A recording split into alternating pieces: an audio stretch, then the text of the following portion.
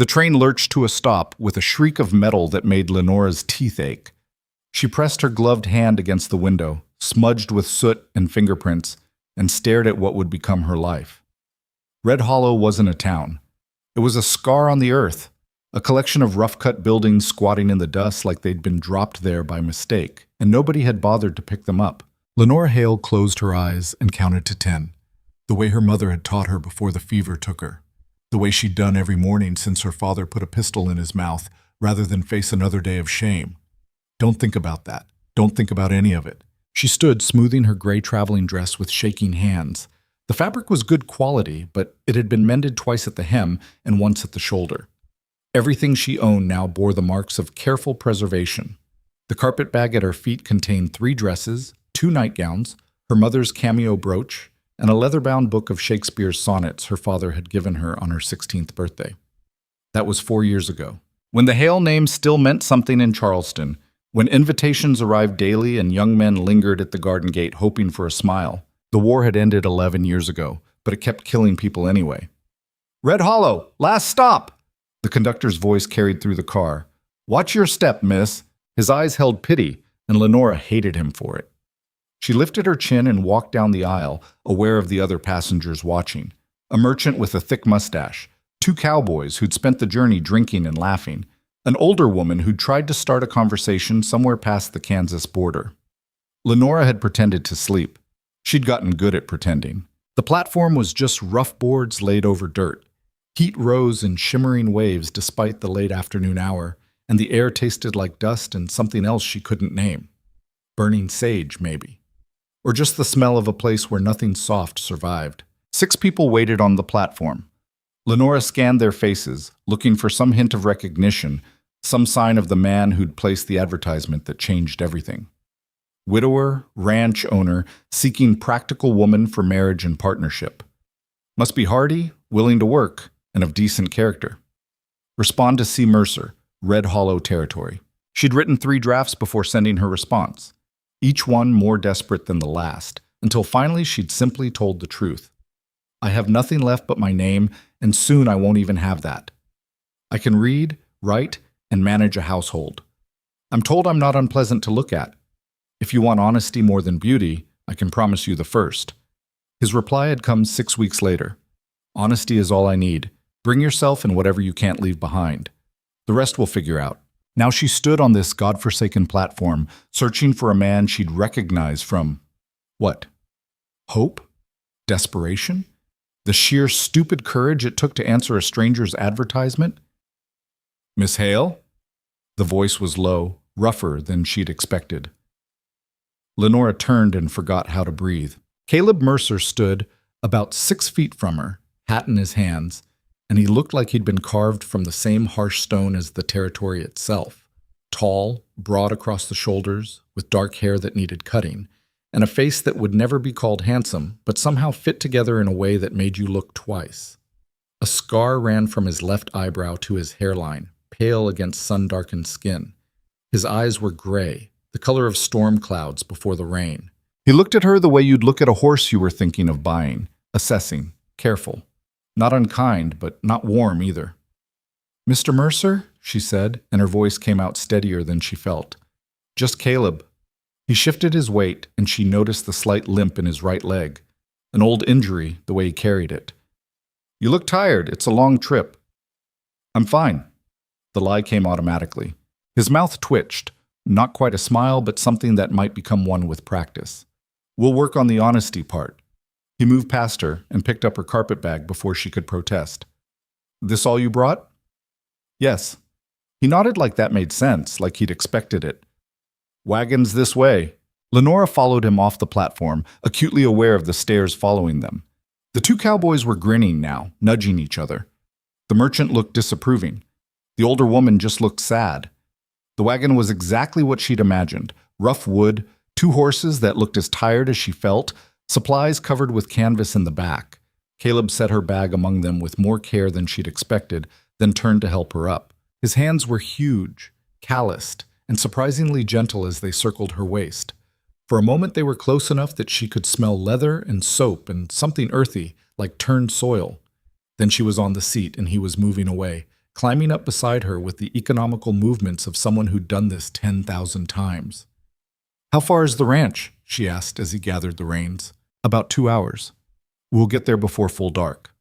He glanced at her and his expression softened just slightly. "You can ask me questions. I won't bite." "I don't know what to ask." "That's fair." He clicked his tongue and the horses started forward, pulling them away from Red Hollow's sorry excuse for civilization and toward, what? Her new life? Her biggest mistake? "How about I tell you what you need to know, and you stop me if I say something you can't live with?" Lenora wrapped her hands in her skirt to hide their trembling. "All right." The ranch is called Mercer Ridge. Been in my family since '64, though calling it a ranch back then was generous. My father had more ambition than sense. He kept his eyes on the road as he talked, his voice settling into an easy rhythm. 300 acres, most of it good grazing land. We run about 200 head of cattle, give or take. Got chickens, a milk cow, 2 horses besides these. House is solid, stone foundation, wood frame, good roof. I built most of it myself after the war. You fought? Union cavalry. Got mustered out in '65 with this. He tapped his right leg. Took a saber cut at 5 Forks, just before Lee surrendered. Funny how you can survive 4 years of war and get carved up a week before it ends. There was no self-pity in his voice, just statement of fact. Lenora found that more unsettling than if he'd been bitter. "I hired 2 hands," he continued. "Tom Brennan and his son Jack. Good men, keep to themselves. They bunk in the barn. There's also Eli." Something changed in his voice when he said the name. Lenora waited. "Eli's 8 years old. I'm his guardian, though that's a legal nicety more than anything else. His parents died of fever 3 years ago. His mother was my wife's sister." "Your wife?" The words came out sharper than she intended. "Sarah, she died 7 years ago, giving birth. The baby didn't make it either." He said it simply, but his hands tightened on the reins. "I should have mentioned that in the advertisement, but I didn't know how to write it without sounding like I was asking for pity. I'm not. It happened, and I lived through it, and now I'm here." Lenora sat with that for a moment. The wagon creaked and swayed beneath them. The sun was lower now, painting the scrub brush in shades of amber and rust. "Why did you place the advertisement?" she finally asked. "If you've managed alone this long." "I haven't managed. I've survived. There's a difference." He was quiet for a moment, and she thought that was all she'd get. Then, "Eli needs more than I can give him. He needs someone who knows how to raise a child, not just keep one alive. The ranch needs a woman's touch. I'm practical enough to admit that. And I'm tired of being alone. Not lonely exactly, but tired of silence." The honesty stung somehow. He wasn't promising love or even affection. He was offering partnership, practicality, and an end to silence. "What about you?" he asked. "Your letter said you had nothing left. That's a hard thing to admit to a stranger." Lenora watched the horizon. "My father destroyed our family's reputation with bad investments and worse debts. When he couldn't face the consequences, he took the coward's way out. The creditors took everything, the house, the furniture, even my mother's jewelry. I stayed with my aunt for 8 months, but her husband made it clear I was a burden they couldn't afford. I had 3 choices. Marry a widower twice my age who'd offered to settle the debts in exchange for..." She couldn't finish that sentence. "Or find work in a factory, or answer your advertisement. And here you are. And here I am." They rode in silence for a while. The landscape was brutal in its emptiness, nothing like the soft green hills of South Carolina. Here, everything was sharp edges and hard surfaces, built to cut you if you weren't careful. "I won't lie and say it'll be easy," Caleb said eventually. "Ranch life is hard on women, harder on Eastern women who aren't used to it. The work never stops, the weather's merciless, and the nearest neighbor is 4 miles away. Red Hollow's got about 200 people, and most of them will judge you before they know you. They've seen mail-order brides before. Most don't last. I'm not most women." He looked at her then, really looked, and something flickered in those storm cloud eyes. "No, I don't think you are." The house appeared as they crested a low rise, and Lenora's breath caught despite herself. It sat in a shallow valley backed by a ridge of red stone that gave the ranch its name. The building was larger than she'd expected, 2 stories with a wide porch and real glass windows that caught the dying light. The barn and outbuildings clustered nearby, and she could see cattle grazing in the distance. It wasn't beautiful, but it was solid, real, standing. Well? Caleb's voice carried a note of uncertainty she hadn't heard before. What do you think? I think you undersold it in your letters. The corner of his mouth lifted. Didn't want you disappointed when you got here. I'm not disappointed. He nodded and urged the horses down the slope. As they got closer, Lenora noticed the details, the mended fence rail, the carefully tended vegetable garden, the woodpile stacked with military precision. This was a place maintained by someone who cared, even if that care was born from duty rather than love. A small figure emerged from the barn, running toward them. The boy, Eli, it had to be Eli, was all gangly limbs and dark hair, dressed in clothes that had been mended more times than Lenora's dress. He stopped a few feet from the wagon, suddenly shy. Eli, this is Miss Hale, Caleb said as he climbed down. Lenora, meet Eli Brennan. Ma'am. The boy's voice was barely audible. His eyes were huge, fixed on her face like he was trying to memorize it. Lenora climbed down without waiting for help, her legs stiff from the journey. She crouched to be level with the boy, ignoring the dust on her skirt. Hello, Eli. I'm pleased to meet you. He blinked. Are you staying? The question hung in the air. Caleb went very still. Yes, Lenora said, and realized she meant it. I'm staying. The boy's face split into a grin that transformed him completely. Then, as quickly as it appeared, the smile vanished, and he was running back toward the barn, as if his brief moment of joy had embarrassed him. He's had a lot of people leave, Caleb said quietly. His parents, my wife, a housekeeper who lasted 2 months before she married a merchant and moved to Denver. He doesn't trust Easy anymore. Neither do I, Lenora said. Caleb studied her for a long moment. Come on, I'll show you the house. The interior was cleaner than she'd expected, but Spartan, furniture that served a purpose but had no decoration, curtains that blocked light but added no beauty, a kitchen that was clearly functional but joyless. It was a house where someone lived but didn't quite inhabit, if that made sense. Your room's upstairs, Caleb said, carrying her bag toward the staircase. Last door on the left. Mine's the first on the right. Eli's got the small room in the middle. Lenora followed him up the narrow stairs, her hand trailing along the smooth banister. The wood was good quality, well maintained. Someone had cared about this house once. He pushed open the door to a room that took up the back corner of the second floor. It held a bed with an iron frame, a dresser, a washstand, and a single window overlooking the ridge. The late sun streamed through, making the plain space almost beautiful. It was my wife's sewing room before, Caleb said. He set the carpet bag on the bed and moved to the window, not quite looking at her. I know what you're thinking about the sleeping arrangements. Lenora waited, her heart pounding. We'll be married by the circuit judge when he comes through next month. But until then, and after, if you need time, this room is yours. I won't push. I won't expect anything you're not ready to give. He turned to face her, and the vulnerability in his expression made her chest tight. I know this is strange. I know I'm a stranger, but I need you to know you're safe here. Whatever else happens, you're safe. The words unlocked something in her chest that had been clenched tight since her father's death. Maybe longer. Thank you, she whispered.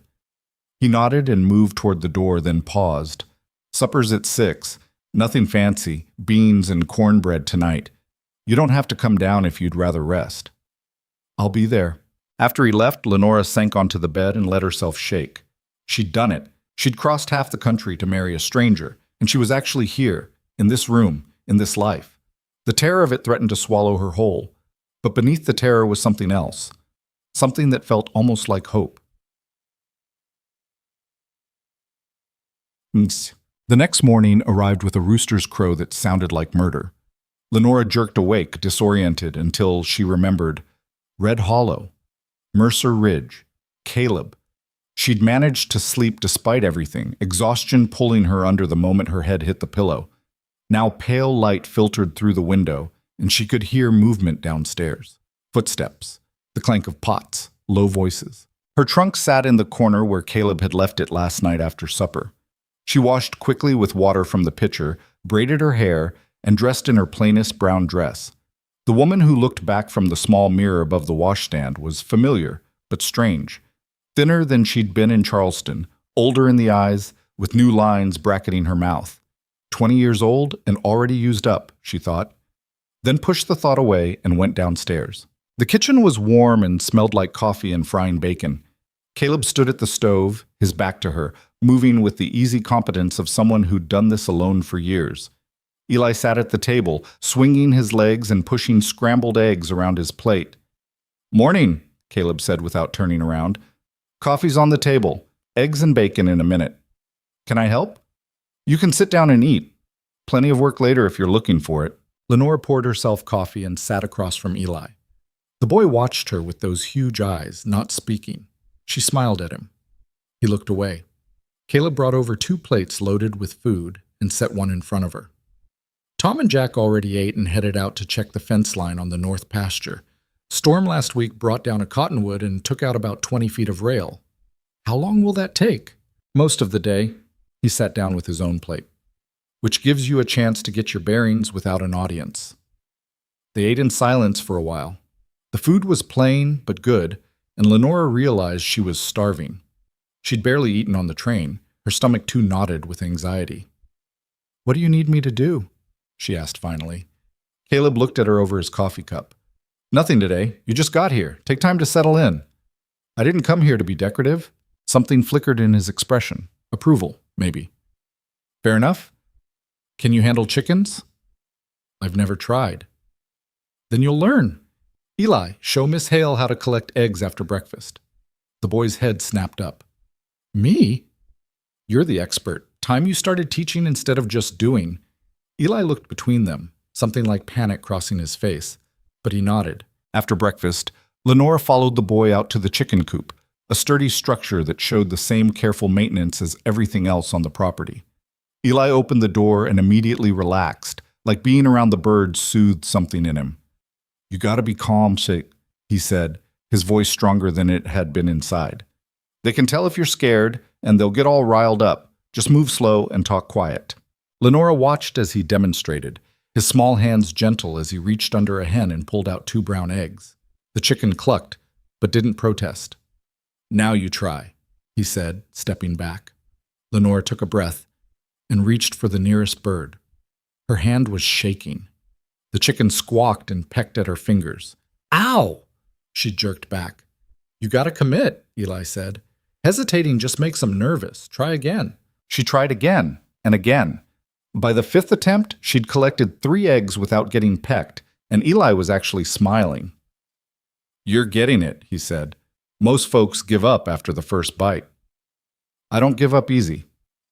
"Good." He looked at her seriously. "'Cause Uncle Caleb, he acts like nothing bothers him, but I know he's hoping you stay.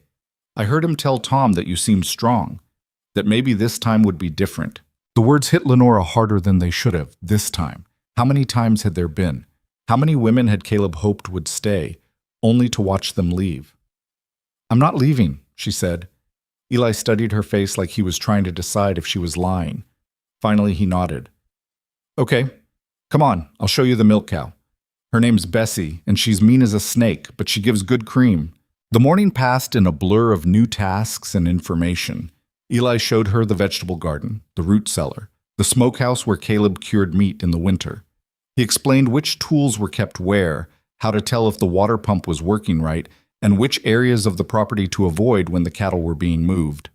For an 8-year-old, he knew the ranch like some boys knew their school books.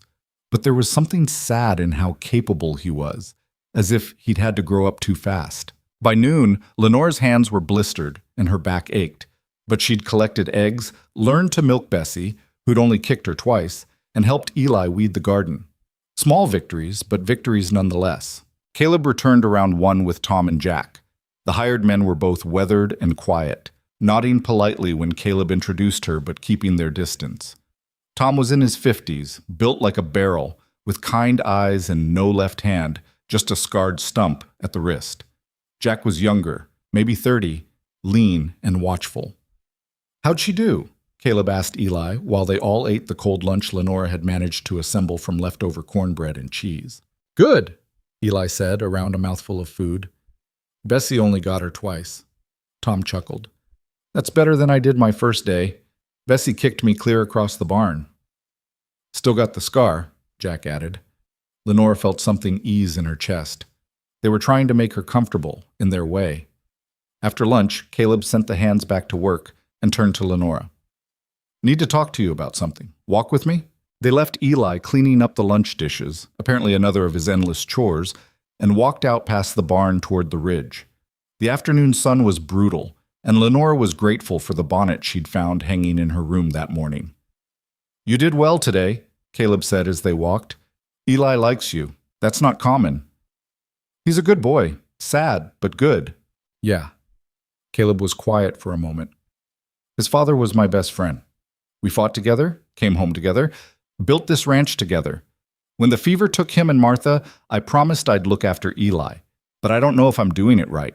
I can keep him fed and clothed and safe, but that's not the same as giving him a real home. You're doing better than you think. Maybe. They'd reached the ridge now, and Caleb stopped, looking out over the land. But he needs more. Schooling, for one thing. The nearest school is in Red Hollow, 8 miles each way. Too far for a daily trip, and I can't spare him for weeks at a time during busy season. I've been teaching him reading and numbers myself, but I'm not much of a teacher. I could teach him, Lenora said.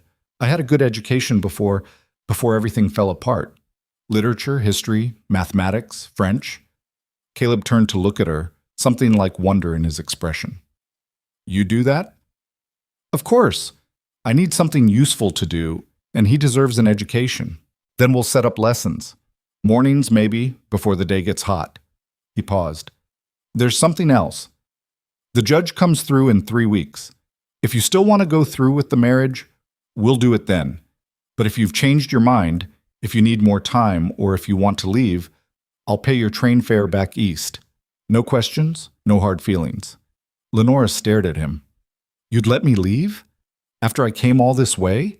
I'd rather you stay because you want to, not because you're trapped. His jaw tightened. I've had enough of people being trapped. The war, my wife's death, all of it. I won't do that to someone else. The wind picked up, carrying the smell of sage and dust. Somewhere in the distance, a hawk cried. I don't want to leave, Lenora said, but I'm scared I'll fail, that I won't be strong enough for this life. You milked Bessie on your first try. You're stronger than you think. Despite herself, she laughed. It felt strange, like she'd forgotten how. They walked back to the house in companionable silence. For the first time since Charleston, Lenora felt something other than fear or desperation. Not quite happiness, it was too soon for that, but maybe the beginning of peace. Tats. The days fell into a pattern. Wake at dawn, help with breakfast, collect eggs, milk, Bessie, teach Eli his letters while Caleb and the hands worked the ranch. Afternoons were for mending, cooking, cleaning, learning the 100 small tasks that kept a frontier household running. Evenings were for supper, quiet conversation, and the exhausted sleep of someone who'd worked their body to its limits. It was brutally hard. Lenora's hands, soft from years of Charleston gentility, developed calluses and scars. Her back ached constantly. She burned meals, ruined laundry, and once accidentally let the chickens out, requiring an hour-long chase to get them all back. But she didn't quit. 2 weeks in, she was kneading bread dough when Caleb came in from the morning work. He stopped in the doorway, watching her. What? She asked, suddenly self-conscious. Nothing. Just, you look like you belong here. I look like someone who's been fighting dough for an hour. Same thing, on a ranch. She threw a dish towel at him. He caught it, grinning, the first real smile she'd seen from him. It transformed his whole face, made him look years younger. There's a dance in town tomorrow night, he said. Social at the church. I usually don't go, but Tom said we should make an appearance. Let folks meet you proper. Lenora's stomach dropped. The whole town will be there. Most of them. It's not as bad as you're thinking. You don't know what I'm thinking. You're thinking they'll judge you, that they'll see you as another desperate Eastern woman who won't last the year. And you're right, some of them will think exactly that. He leaned against the doorframe. But others will give you a chance, and the only way to find out who's who is to show up. I don't have anything suitable to wear. Wear what you wore on the train. You looked fine. I looked like someone fleeing creditors.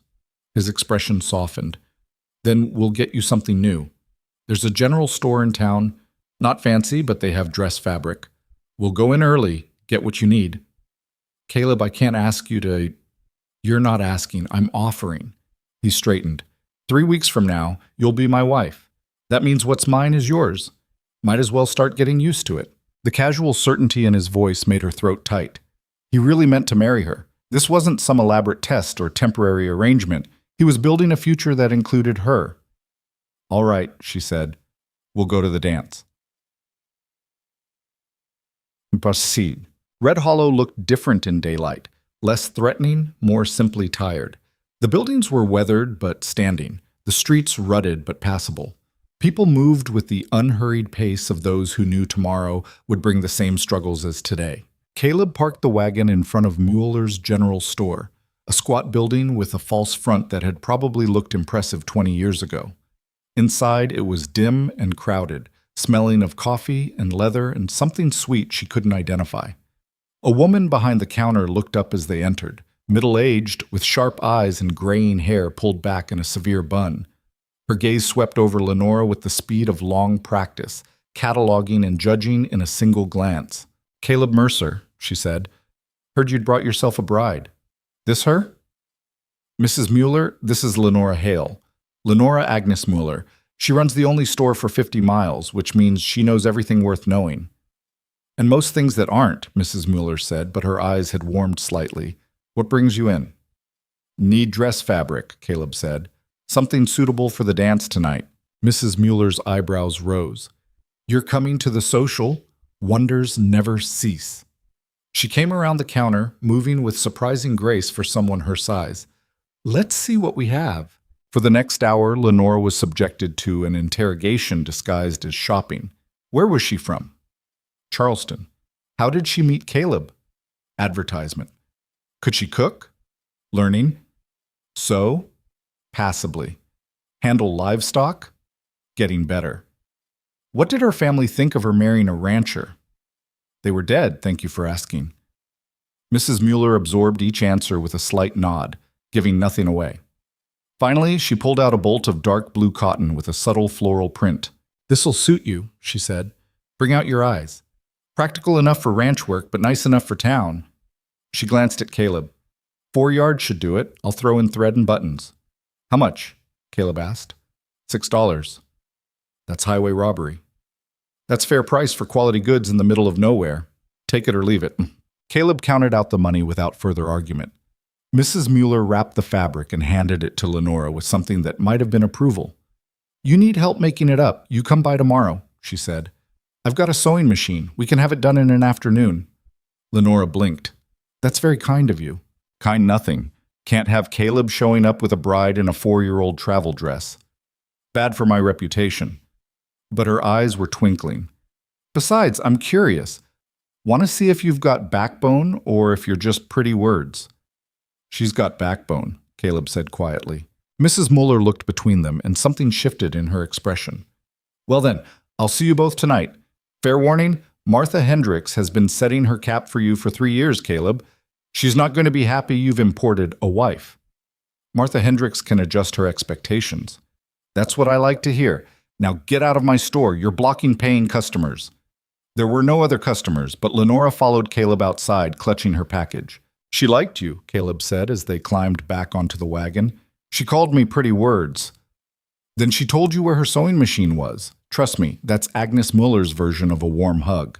The dance that night was held in the church, a simple wooden building with a cross above the door and windows that actually had glass.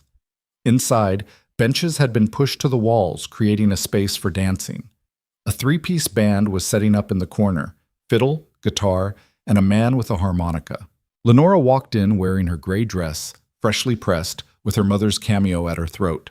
It wasn't the blue fabric. They'd decided to save that for the wedding, but she'd done her best with what she had.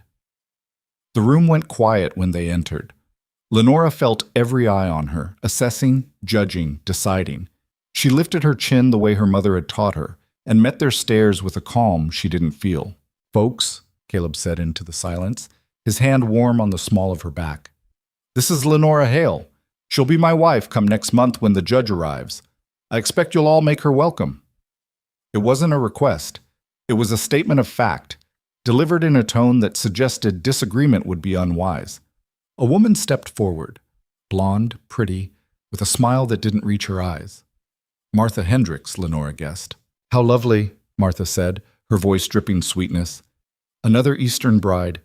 I do hope this one lasts longer than the others. The room held its breath. Lenora smiled. I'm sure I will, seeing as I didn't come here looking for an easy life. Just a real one. Martha's smile froze. Somewhere behind her, someone chuckled.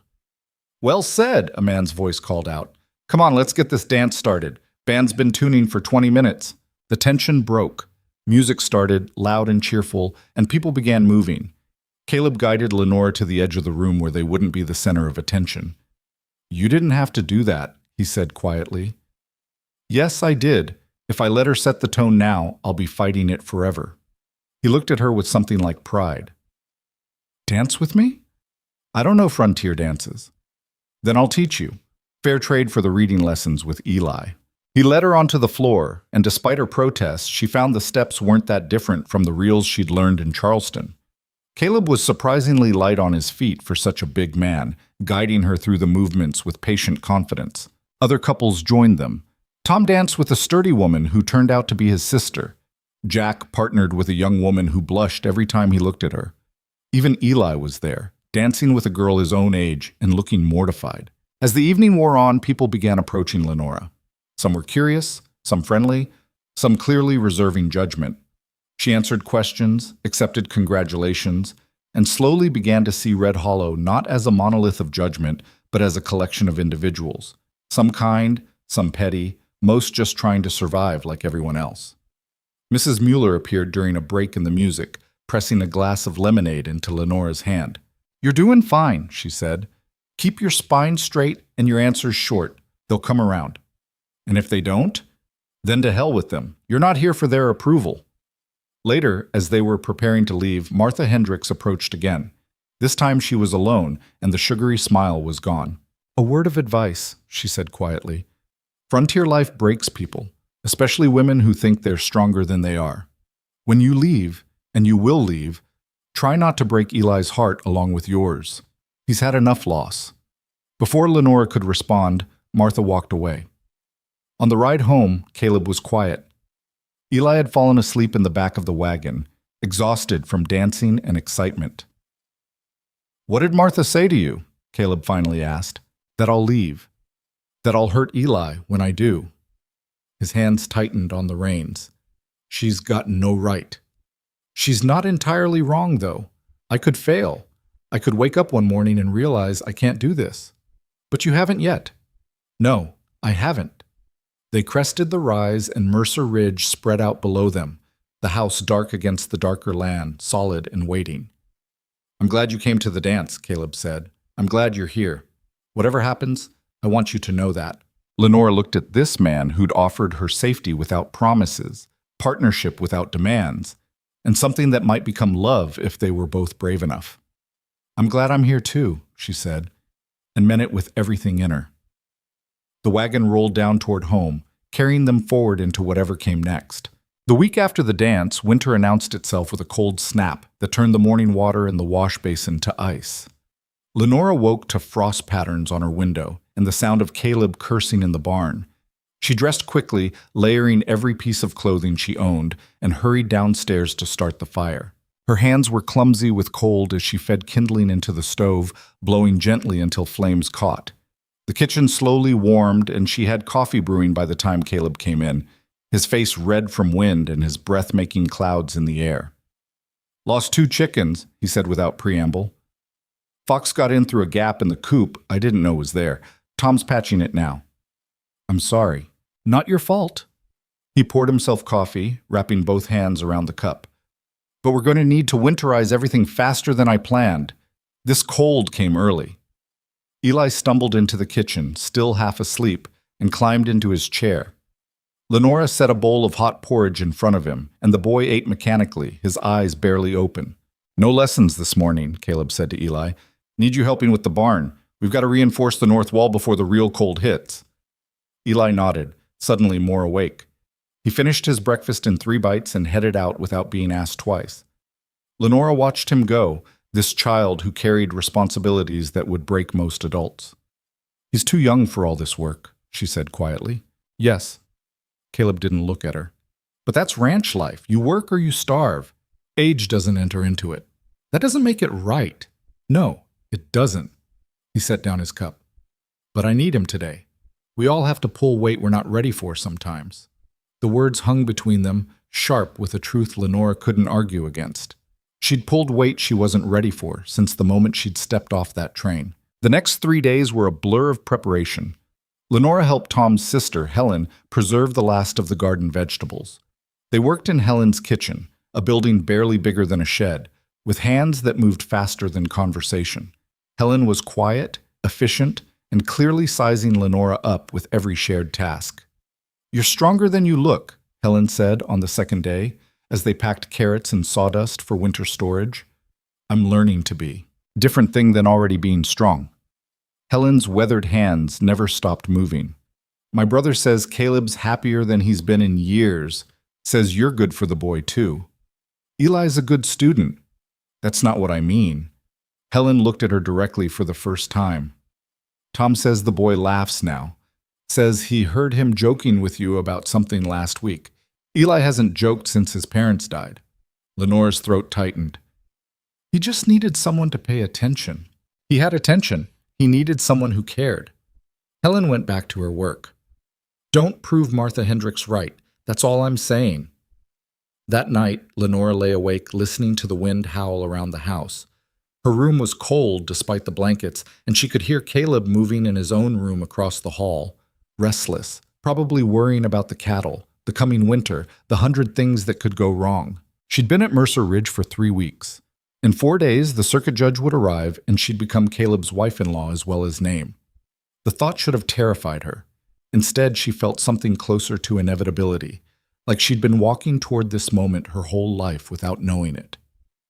Sleep finally came, uneasy and full of dreams about Charleston, her father's study, the smell of tobacco and failure, creditors at the door with eyes like wolves. She woke to Caleb shaking her shoulder, his face tight with worry. "Get dressed," he said. "Quick as you can. Eli's sick." Fear cut through the fog of sleep. Lenora was on her feet before she registered moving, pulling on her dress over her nightgown, not bothering with shoes as she ran across the hall to Eli's small room. The boy was curled on his side, shaking so hard the bed frame rattled. His skin was pale except for 2 bright spots of color on his cheeks, and when Lenora pressed her hand to his forehead, she jerked back from the heat. "How long has he been like this?" she demanded. "Don't know. I checked on him an hour ago and he was fine. Tom found him like this just now when he came to wake him for chores." Caleb stood in the doorway, looking lost in a way she'd never seen him. "Sarah died from fever. So did Eli's parents. I can't—" "Stop." Lenora's voice came out sharper than she intended. "Get me cold water, clean cloths, and whatever medicine you have in this house. Now." Caleb moved, grateful for orders to follow. Lenora sat on the edge of Eli's bed and gently rolled him onto his back. His eyes opened, unfocused and glassy. "Miss Lenora?" His voice was barely a whisper. "I'm here. You're going to be fine." "I'm cold." "I know, sweetheart. We're going to fix that." But even as she said it, doubt clawed at her. She'd nursed her mother through the fever that eventually killed her, watched helplessly as the woman who'd taught her everything wasted away despite every remedy they tried. What if she couldn't save Eli? What if Caleb lost another person he loved to sickness? Caleb returned with the supplies. Together they worked through the morning, sponging Eli with cool water to bring down the fever, forcing small sips of willow bark tea past his cracked lips, changing sweat-soaked sheets every few hours. Tom and Jack handled the ranch work without being asked, their voices low and worried when they came by for updates. By afternoon, the fever hadn't broken. Eli drifted in and out of consciousness, sometimes calling for his mother, sometimes just crying with the helpless confusion of a sick child. Lenora held his hand and sang the lullabies her mother had sung to her, soft melodies that probably meant nothing to him but seemed to ease his restlessness. Caleb stood at the window, his back rigid, hands clenched at his sides. "There's a doctor in Red Hollow," Lenora said quietly. 8 miles. We could He's a drunk who couldn't cure a hangnail. Caleb's voice was flat. By the time I got him here, assuming he was sober enough to come, it would be too late anyway. Then we do this ourselves. And if it's not enough? Lenora looked at the man who'd offered her safety and partnership, who'd given her a chance when she had nothing, and saw him breaking under the weight of old grief and new fear. It will be enough, she said with conviction she didn't feel. Because it has to be. She stayed with Eli through the night while Caleb dozed fitfully in the chair by the door, jerking awake at every sound. The boy's fever climbed higher as darkness fell, and Lenora prayed to a God she wasn't sure she believed in anymore. Not formal prayers, just desperate bargaining. Take me instead. Let him live. Please. Around 3 a.m, Eli started convulsing. Lenora shouted for Caleb, holding the boy's thrashing body as gently as she could, terrified he'd hurt himself. Caleb grabbed more cold water, and together they sponged him down, whispering reassurances that felt like lies. The convulsions stopped. Eli went terrifyingly still. For a moment that lasted a lifetime, Lenora couldn't tell if he was breathing. Then his chest rose, fell, rose again. The fever broke just before dawn. Lenora felt it happen, the unnatural heat draining from his skin, his breathing evening out, the tight lines of pain smoothing from his small face. She pressed her hand to his forehead and nearly sobbed with relief. "It's breaking," she whispered. Caleb moved to the bedside, his own hand joining hers.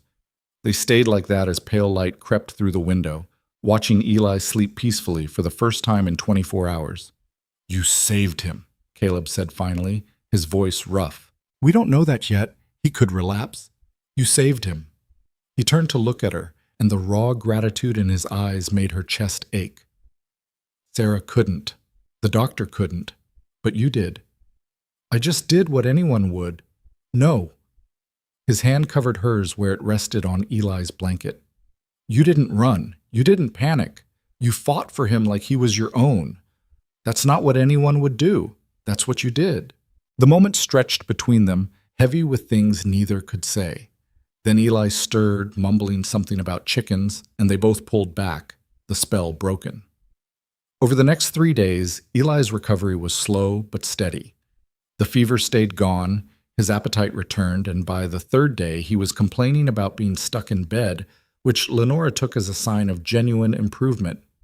"Can I get up now?" he whined on the morning of the 4th day. "I'm not even sick anymore."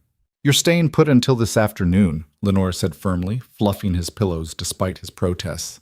"And then only if you eat all your breakfast and keep it down." "That's not fair." "Life rarely is. Eat your porridge." He grumbled but obeyed, and Lenora hid a smile. The boy who'd been so wary of her 3 weeks ago now complained at her with the comfortable irritation of a child who knew he was loved. That afternoon, the circuit judge arrived. Lenora heard the wagon before she saw it, and her stomach dropped. She'd been so focused on Eli's illness that she'd almost forgotten. Today was supposed to be her wedding day. She found Caleb in the barn, brushing down one of the horses with more attention than the task required. "Judge is here," she said from the doorway. His hand stilled. "I know. Do you want to postpone? With Eli sick? Eli's better." He set down the brush and turned to face her. "Question is, do you still want to do this? After everything this week, seeing how hard it gets, how fast things can go wrong, I wouldn't blame you for changing your mind." Lenora stepped into the barn, closing the distance between them. "Is that what you think? That a sick child would scare me off?" "It scared off others. I'm not others." The words came out fiercer than she'd intended. "I nursed my mother through the fever that killed her. I watched my father destroy himself. I crossed half a country to marry a stranger because I had nowhere else to go. You think I don't know how bad things can get?" Something shifted in his expression.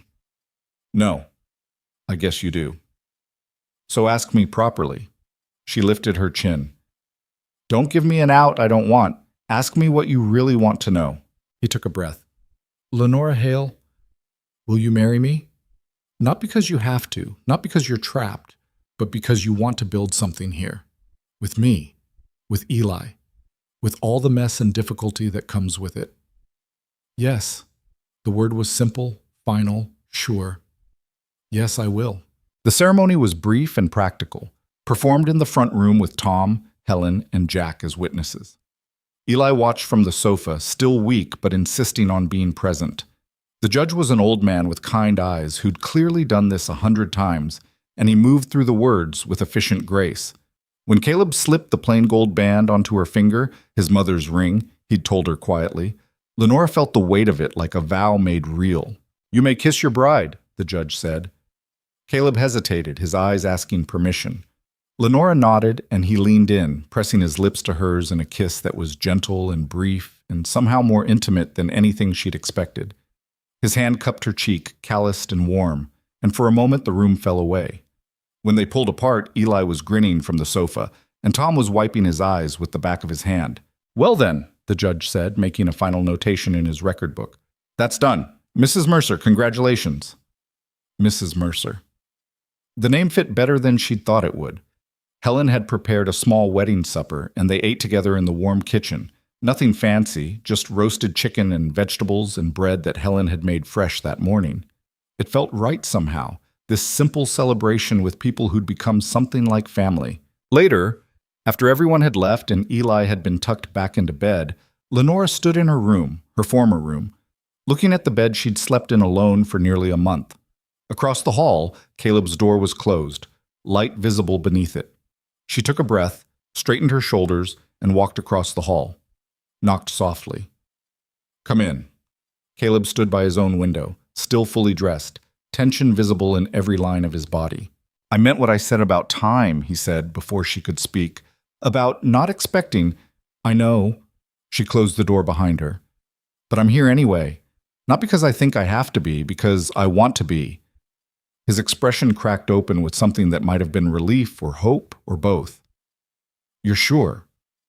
In answer, she crossed the room and took his hand. It trembled slightly in hers, this man who seemed so unshakable, showing her his vulnerability. "I'm sure," she said. What followed was awkward and tender and nothing like the romantic novels she'd secretly read as a girl.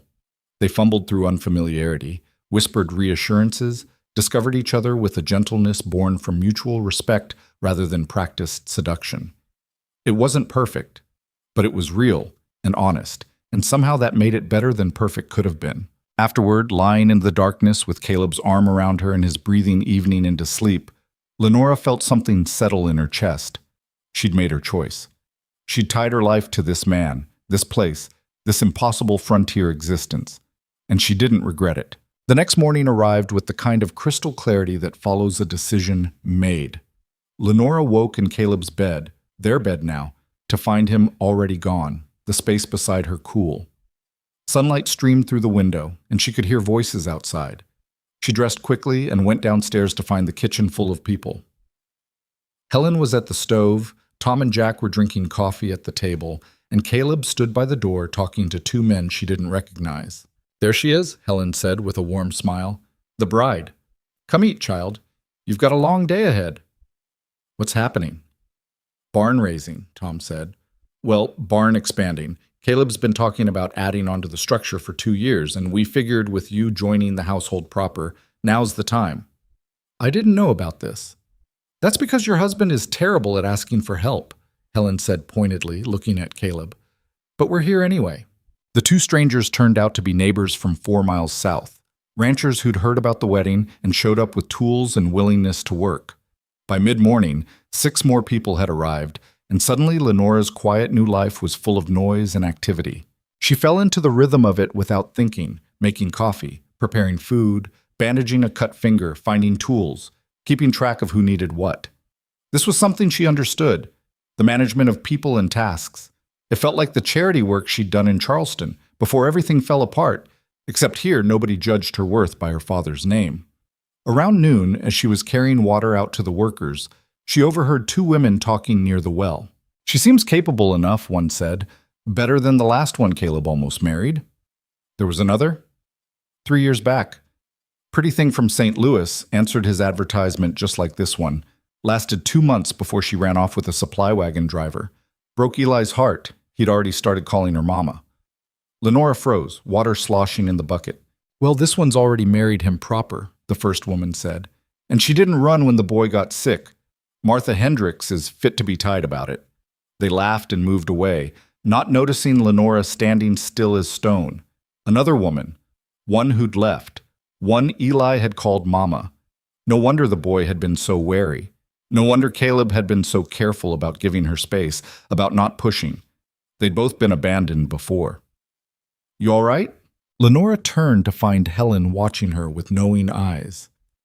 "I heard them talking," Lenora said quietly, "about the woman before me." "Figured you would eventually." Helen took one of the water buckets from her hands. Rebecca was her name. Sweet girl, soft hands, couldn't handle the isolation. She tried, I'll give her that. But some people aren't built for this life. "And if I'm not either? Then you would have run already." Helen started walking toward the barn. "Come on. Those men won't feed themselves, and I need help with the biscuits." The work continued through the afternoon. The new section of the barn began to take shape, raw wood bright against the weathered old structure. Men called out measurements and instructions. Hammers rang in rhythm, and the air filled with sawdust and sweat. Eli appeared around 3, still pale, but determined to help. Lenora tried to send him back to bed, but he dug in his heels. "I'm part of this family," he said stubbornly. "I should help." Caleb, overhearing, ruffled the boy's hair. "All right, you can hand out nails, but if you get tired, you go rest. Deal?" "Deal?" Watching them together, Lenora felt the fierce protectiveness she'd discovered during Eli's illness surge again. This child deserved stability. He deserved people who stayed. She would stay.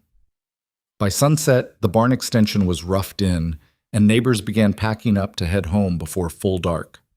They left with promises to return for the roof raising next week, with thanks for the food, with curious glances at Lenora that felt less judgmental than before. Helen was the last to leave, pausing at the wagon to squeeze Lenora's hand. "You did good today," she said, the town starting to see what Caleb saw, that you're not just surviving here. You're building.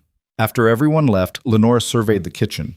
It looked like a tornado had hit it. Dishes everywhere, flour coating every surface, mud tracked across the floor she'd scrubbed just yesterday. She rolled up her sleeves and got to work. Caleb found her an hour later, elbow deep in dishwater. "You should have left this," he said. "You've been working all day." "So have you." "That's different." "Why? Because I'm a woman?" She didn't look at him, focusing on scrubbing a pot. "I'm your wife now, Caleb. Your partner. That means I pull my weight, same as you." He was quiet for a moment. Then he picked up a dish towel and started drying. They worked in silence, the rhythm comfortable. Finally, Lenora spoke. "I heard about Rebecca." His hand stilled on the plate he was drying. "The woman before me," Lenora continued. "The one who left. I should have told you." "Why didn't you?" "Because I didn't want you thinking you were just a replacement, a second choice." He set down the plate. "But maybe you were entitled to know what you were walking into." "Was she the only one?" "No." The word was heavy. "There was another, even before that. Mary. She stayed 6 weeks. Couldn't handle the quiet," she said, "the emptiness. She left in the night without even saying goodbye to Eli." Lenora turned to face him, her hands dripping soap suds. "I'm not them." "I know that now. Do you?" She searched his face. "Because I need you to believe it, Caleb. I need you to trust that when I say I'm staying, I mean it. Not just for tomorrow or next week, but for good." He stepped closer, framing her face with his rough hands. "I'm trying to believe it, but I've been wrong before." "Then I'll just have to prove it to you." She covered his hands with her own. "Every day if I have to." He kissed her then, tasting of coffee and something desperate, and she kissed him back with equal ferocity. This was her life now, this man, this child, this brutal, beautiful place. She would make it work. She had to. The following weeks brought a cold that settled in like an unwelcome guest. Frost became ice, and ice became snow. The first storm hitting hard and fast, dumping 6 inches overnight. Lenora woke to a world transformed, everything white and strange and viciously beautiful. "First winter storm," Caleb said over breakfast, his expression grim. "Won't be the last. We need to make sure everything's secure." The work was relentless, checking the cattle twice daily, breaking ice on water troughs, hauling extra feed to the barn, keeping the house fires going, cooking meals that would stick to ribs in weather that tried to steal every calorie. Lenora's hands cracked and bled from the cold. Her back ached constantly. She went to bed exhausted and woke up tired, but she didn't complain. Eli's lessons continued in the mornings, though now they happened in the kitchen near the stove, both of them wrapped in blankets while they worked through arithmetic and reading. The boy was bright, hungry for knowledge, asking questions that sometimes stumped her. "Why do people fight wars?" he asked one morning, apropos of nothing. Lenora looked up from the grammar book they'd been reviewing. "What brought that up?" "Uncle Caleb has nightmares sometimes. I hear him through the wall. He calls out names, warns people about things. My pa used to do the same thing before he died." Eli's eyes were old beyond his years. "The war did that to them, didn't it?" "Yes," Lenora said carefully. "War does terrible things to people, even after it's over." "Will it ever stop, the nightmares?" "I don't know, sweetheart. I hope so." That night she heard it for herself, Caleb thrashing in the bed beside her, crying out for someone named Morrison to fall back, warning about artillery. She woke him gently, and he sat up gasping, disoriented. "You're home," she said softly, her hand on his chest where his heart hammered. "You're safe." He didn't speak, just pulled her close and held on like she was the only solid thing in a shifting world. They stayed like that until his breathing calmed, until the ghosts of whatever battlefield he'd revisited faded back into memory. "I'm sorry," he said finally. "Don't be.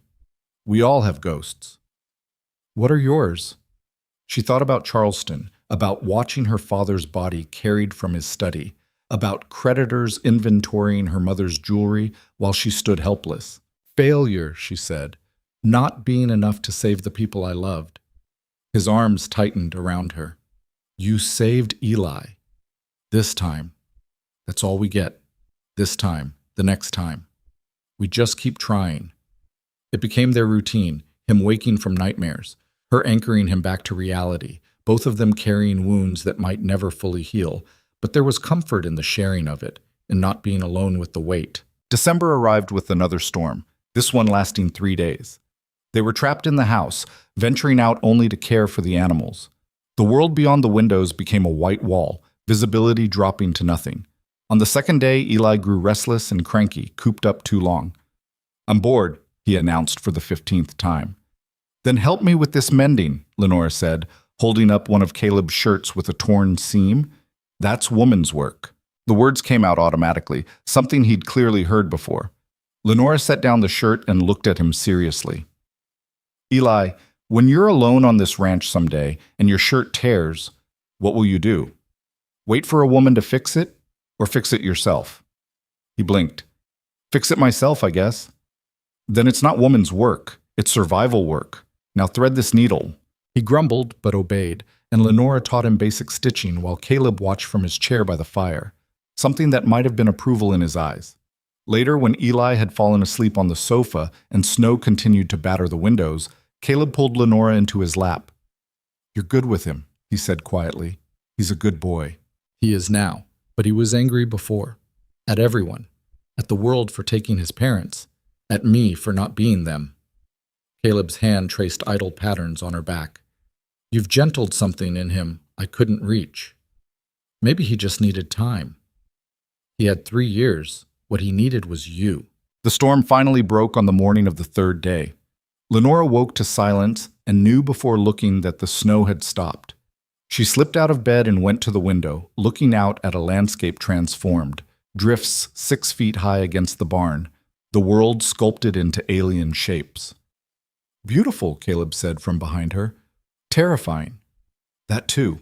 His arms came around her waist, his chin resting on her shoulder. "But we made it through. That counts for something." They spent the morning digging out, paths to the barn, the chicken coop, the well. Tom and Jack appeared around noon, having fought their way from their own shelter to check on the main house. Together they checked the cattle, finding most had weathered the storm well, though 3 calves had frozen despite their best efforts. "Could have been worse," Tom said grimly. "Lost 15 head in the storm of 71. But 3 dead calves still meant money lost, work wasted, plans changed. Lenora watched Caleb's face as they surveyed the small bodies, saw the calculation behind his eyes as he added up the cost. That evening, she found him at his desk with the ranch ledger open. his expression dark. How bad? She asked. We'll make it through winter. Barely. He rubbed his face. But spring roundup needs to be good, real good, or we'll be cutting close. Lenora thought of the money she'd mentioned in passing, the inheritance from Charleston that had arrived in the mail last week. Not much, but enough to make a difference. She'd tucked the bank draft away, not sure what to do with it.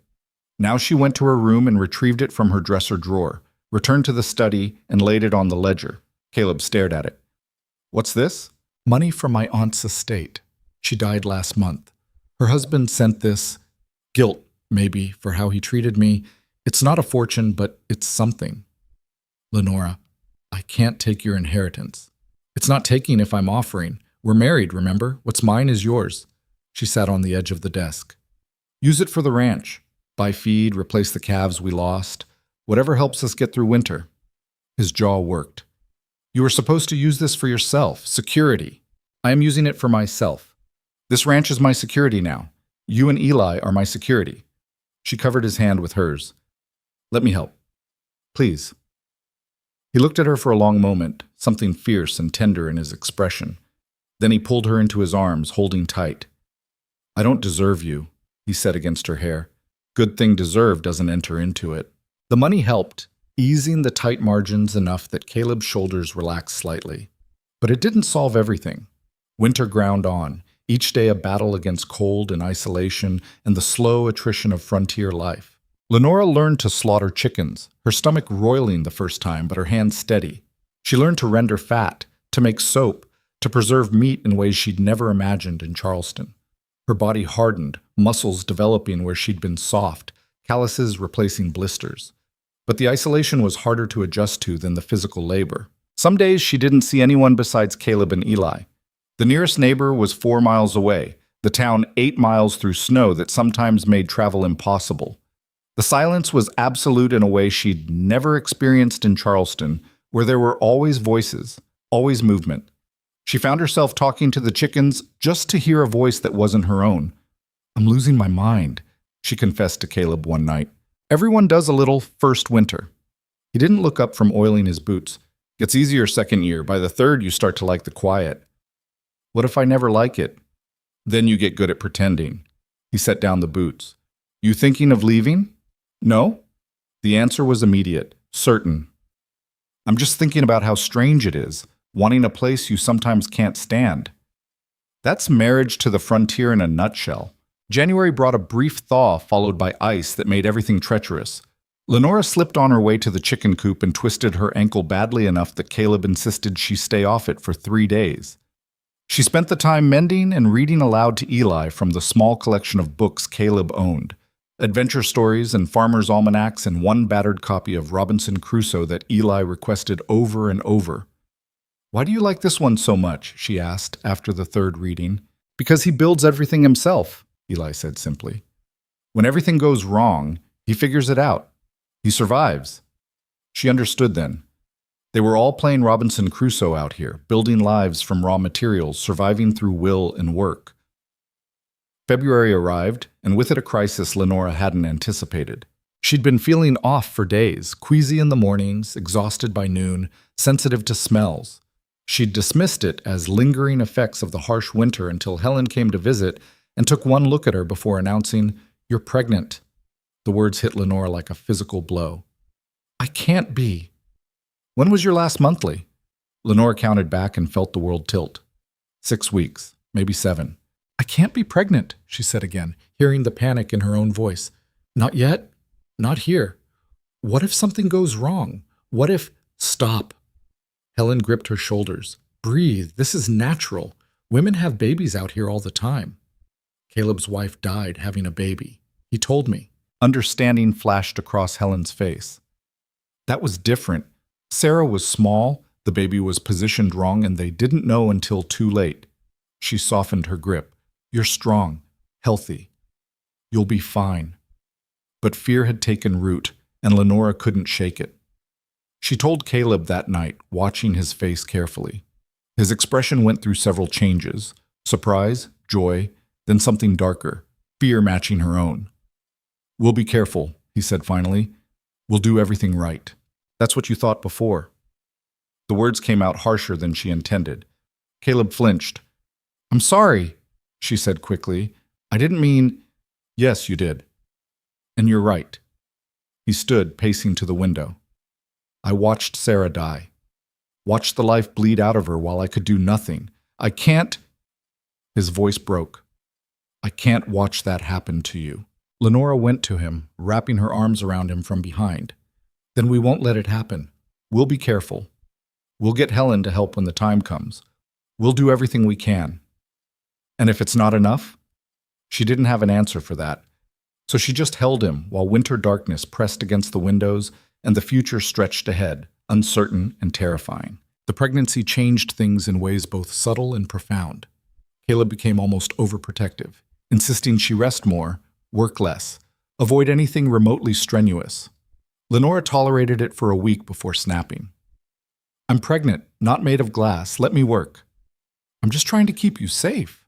"You're trying to keep me wrapped in cotton. It's suffocating." She softened her tone. "I need to do this, Caleb. I need to pull my weight. Otherwise I'll go insane waiting for something to go wrong."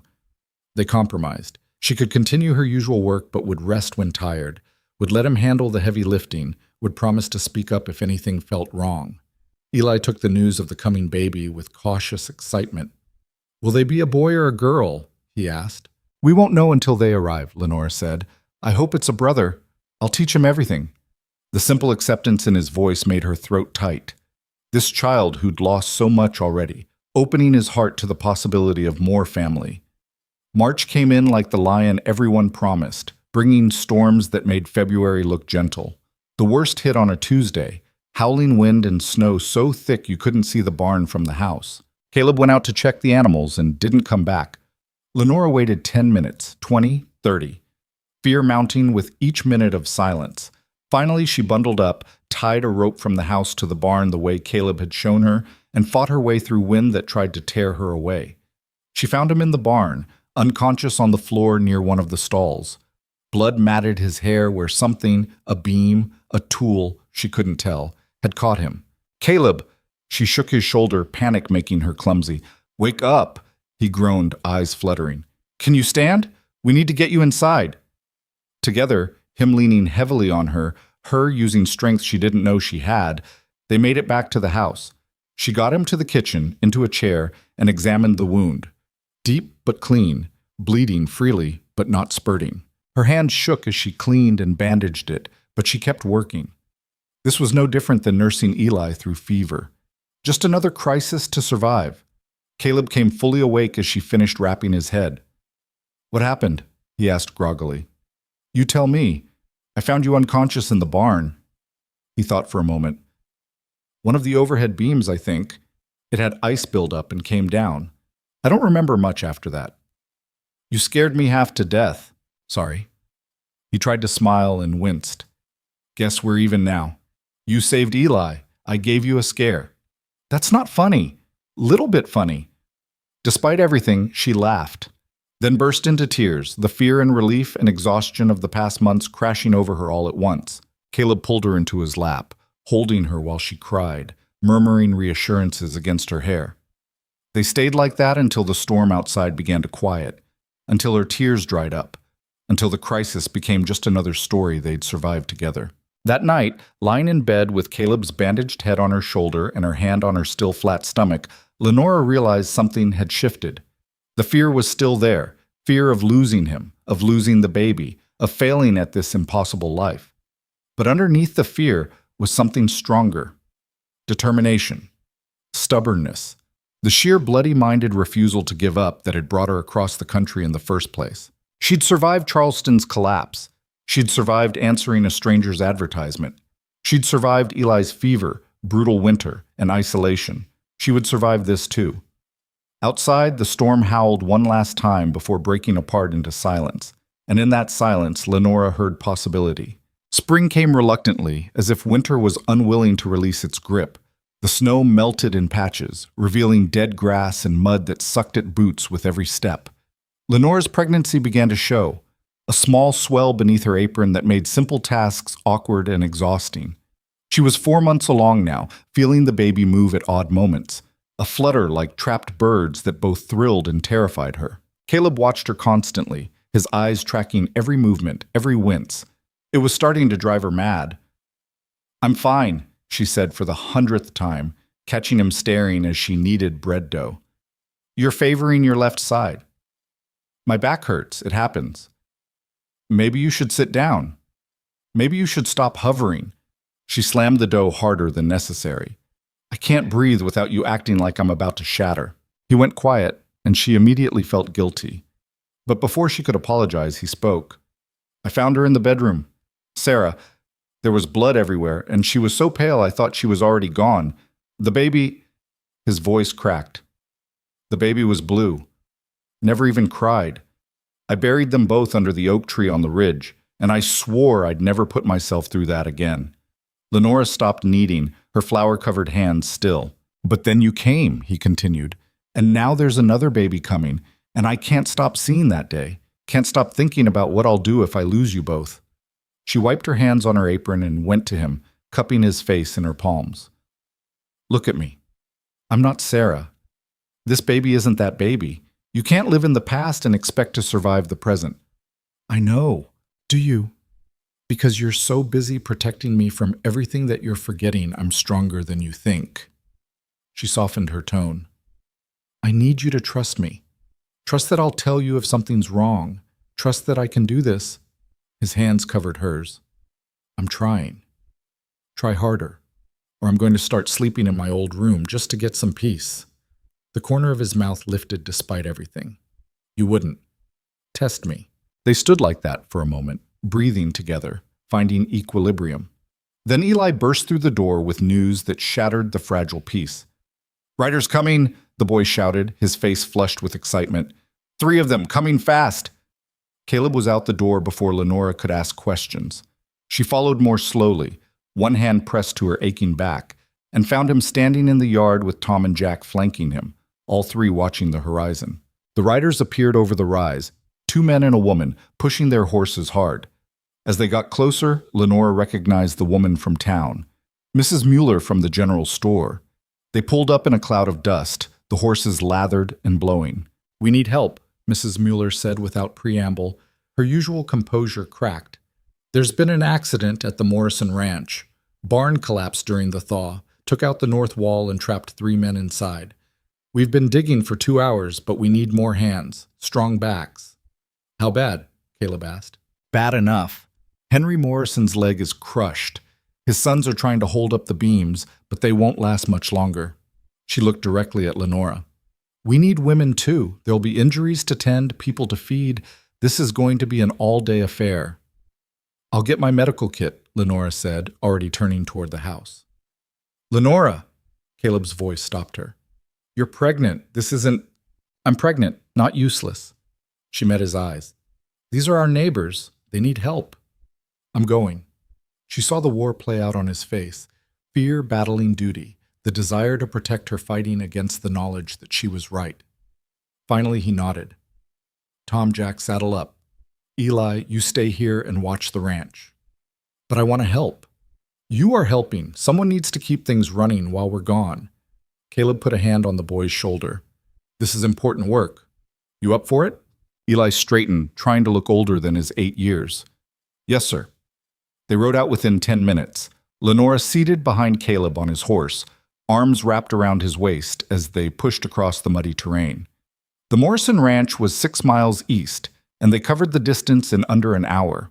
The scene that greeted them was chaos barely contained. The barn's north wall had indeed collapsed, massive timbers lying in a twisted heap. Men swarmed over the wreckage, lifting, digging, shouting instructions. Women clustered near the house, tearing cloth into bandages, heating water, organizing supplies. Mrs. Mueller took charge of Lenora immediately, pulling her toward a makeshift medical station someone had set up on the porch. "Martha Hendricks is inside pretending to help while mostly getting in the way," Mrs. Mueller said bluntly. "I need someone with actual sense. Can you handle blood?" "I nursed my mother through her final illness and Eli through fever. I can handle it." "Good. Henry Morrison is the worst. His leg is badly crushed. We'll need to splint it and hope he doesn't lose the limb. The boys have cuts and bruises, but nothing life-threatening so far." They worked through the morning and into the afternoon. Lenora lost track of time, focused only on the next task: cleaning wounds, applying pressure to stop bleeding, mixing willow bark tea for pain, holding hands while men screamed. Her back ached viciously, and by noon she was bleeding through the cloth she'd discreetly tucked into her undergarments. She said nothing, just kept working. The fear was a living thing in her chest, growing with every passing hour, but she pushed it down. People needed help. She would deal with her own crisis later. By mid-afternoon, they'd pulled all three men from the wreckage. Henry Morrison's leg was indeed crushed, the bone visible through torn flesh. His sons, James and Robert, had fared better with cuts in one dislocated shoulder that Lenora had reset, while the young man bit down on a leather strap. "You've done this before," Mrs. Mueller observed, watching Lenora work. "No, but I've read enough to fake competence." "You're doing more than faking." The older woman handed her fresh bandages. "The town's had you wrong, I think. Thought you were just another soft Eastern girl who'd run at the first hardship, but you've got steel in you." "I don't feel very steel-like right now." "That's when it counts most." Caleb found her as the sun was starting to set, her hands covered in dried blood, exhaustion making her movements clumsy. "We need to go," he said quietly. "You're dead on your feet." "There's still work." "There's always work, but you're bleeding, and don't think I haven't noticed." His voice was gentle but firm. "We're going home. Now." The ride back was silent. Lenora clung to Caleb, fighting waves of pain and fear, praying with each mile that the bleeding would stop, that the baby would be all right, that she hadn't just destroyed everything through her own stubborn pride. They made it home as darkness fell. Caleb helped her down from the horse, and her legs nearly gave out. He caught her, swept her up despite her protests, and carried her into the house. Eli was waiting, worry stark on his young face. "Is she all right?" "She will be. Get Helen, fast as you can ride." The boy ran. Caleb carried Lenora upstairs and laid her gently on their bed. His hands shook as he helped her out of her blood-stained clothes, and she saw her own fear reflected in his eyes. "I'm sorry," she whispered. "I should have listened to you. Should have stayed home." "Hush. You did what you thought was right." He pressed a cloth between her legs, trying to slow the bleeding. "Just hold on. Helen will know what to do." But Lenora had seen enough death to recognize the signs. The cramping in her belly, the bright red blood, the way her body felt like it was turning against itself. "Caleb," she gripped his hand, "if it's a choice between me and the baby, don't." His voice was raw. "Don't you dare say it. Promise me. If something goes wrong, you save me. Eli needs... We're not losing either of you." He kissed her forehead, her cheeks, her lips with desperate tenderness. "You hear me? Neither of you." Helen arrived an hour later, out of breath from the hard ride. She took one look at the situation and started issuing orders with the calm efficiency of someone who'd seen this before. "Caleb, I need hot water and clean cloths. More than you think. Go." After he left, Helen examined Lenora with gentle hands, her expression giving nothing away. "How bad?" Lenora asked. "Could be worse. Could be better." Helen met her eyes. "You might be losing the baby, or you might just be spotting from overwork and stress. Won't know for a few hours." "What can I do?" "Rest. Let your body decide." Helen's voice softened. "I know that's not what you want to hear, but sometimes all we can do is wait." The night was endless. Caleb sat beside the bed, holding Lenora's hand, while Helen dozed in the chair by the window. The cramping came in waves, each one making Lenora bite back cries. She'd survived so much. Charleston's ruin, frontier isolation, brutal winter, but this might break her. Around midnight, the bleeding slowed. The cramping eased, and the baby, her stubborn, resilient baby, fluttered against her palm, pressed to her belly. "Still there," she whispered. Caleb's head jerked up from where he'd been resting it on their joined hands. "What?" "The baby. I can feel them moving." Helen was beside them in an instant, her hands on Lenora's stomach, checking, assessing. Finally, she smiled. "Heartbeat strong. Bleeding stopped. I think you're past the worst of it." She fixed Lenora with a stern look. "But you're on bed rest for the next week. No arguments." "I can't just lie here for a week. The ranch will survive without you," Caleb finished. "Helen's right. You're staying in this bed if I have to tie you to it. You wouldn't dare. Try me. Despite everything, Lenora smiled. Then the exhaustion hit all at once, and she was asleep before she could form another protest. She woke to sunlight streaming through the window and Eli sitting in the chair Helen had vacated, reading one of his school books. "You're awake," he said, setting the book aside. "Uncle Caleb said I could sit with you while he does morning chores. Are you feeling better?" "Much better." She shifted carefully, testing her body. The cramping was gone, leaving only a dull ache. "How long was I asleep?" "All night and most of the morning. It's almost noon." He twisted his hands together. "I was scared. When Uncle Caleb sent me to get Helen, he looked. I thought you were going to die like Ma and Pa did." "Come here." Eli climbed onto the bed, careful not to jostle her, and Lenora wrapped her arms around him. The boy who'd been so wary of affection now burrowed into her embrace. "I'm not going anywhere," she said firmly. "You're stuck with me. Promise?" "Promise."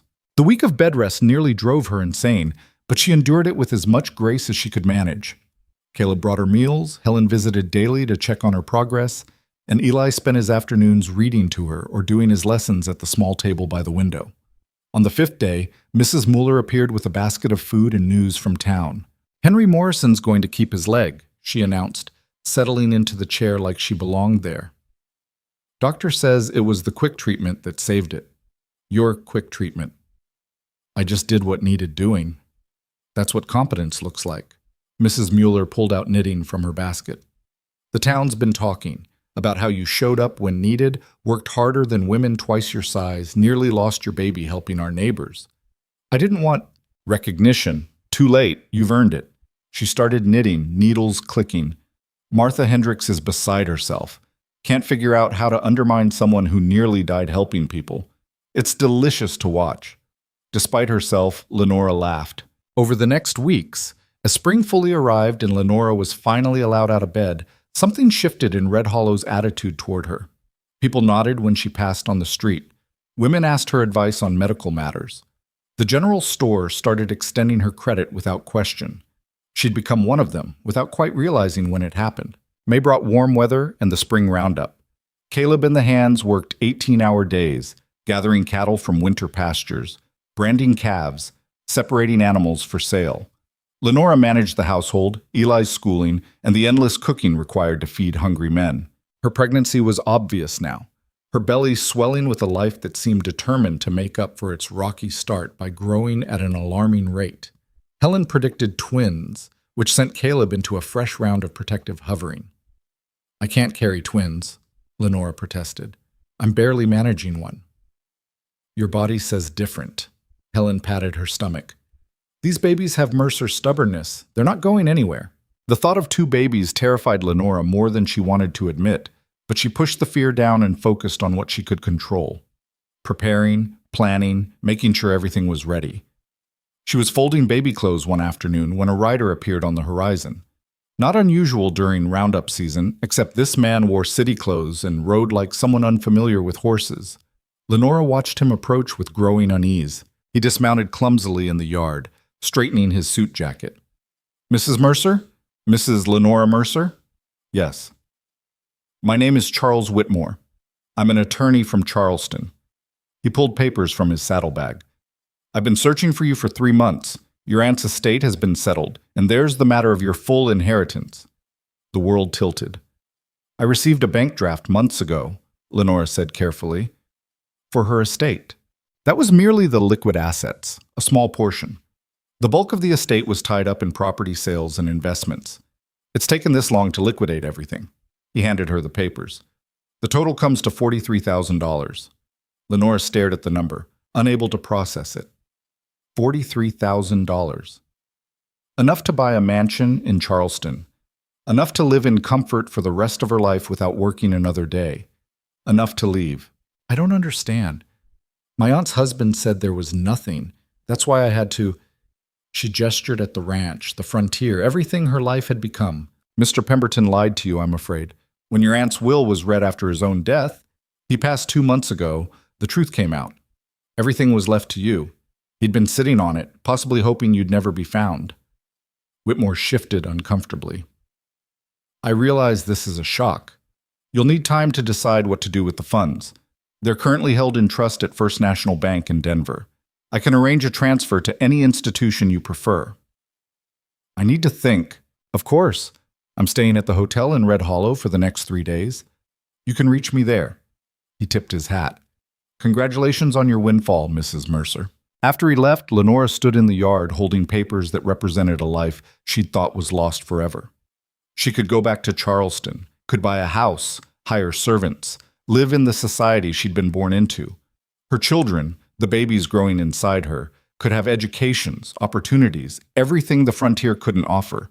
She could leave this hard life behind. Caleb found her there an hour later, still standing with the papers clutched in her hands. "What's wrong?" he asked immediately. She told him, watched his face close off as she explained about the inheritance, the amount, the possibilities. $43,000, he repeated slowly. That's a fortune. Yes. You could buy a ranch 3 times this size, or go back east, live however you want. His voice was carefully neutral, and that hurt more than anger would have. Caleb, I won't stop you, can't stop you. He wouldn't meet her eyes. You answered an advertisement because you had nothing.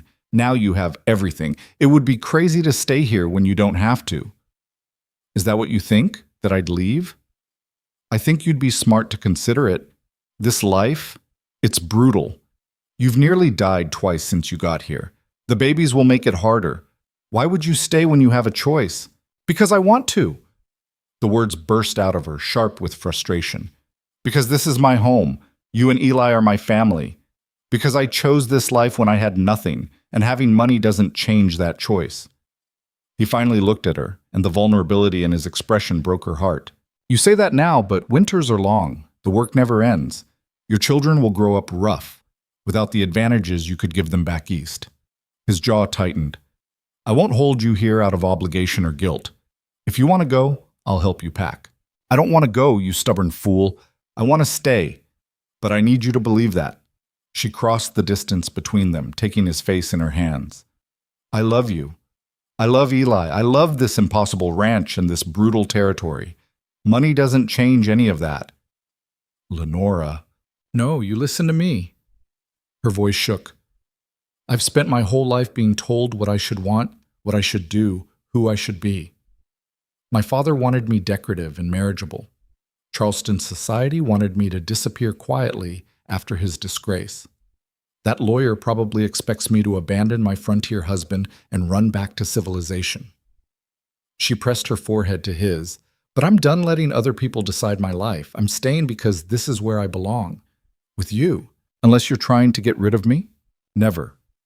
His arms came around her, careful of her swollen belly. But I had to give you the choice. Real choice. Not obligation. Then hear my choice. I'm staying. They held each other in the yard while the sun moved across the sky and the cattle lowed in distant pastures. Finally, Caleb pulled back enough to look at her. What will you do with the money? I don't know yet, but I'll figure it out. She managed a smile. We'll figure it out, together. That night at supper, she told Eli about the inheritance. The boy's eyes went wide. You're rich? Like really rich? Apparently. Are you going to leave? The question was small, scared, and it gutted her. No, absolutely not. She reached across the table to take his hand. This is my home. You're my family. Money doesn't change that.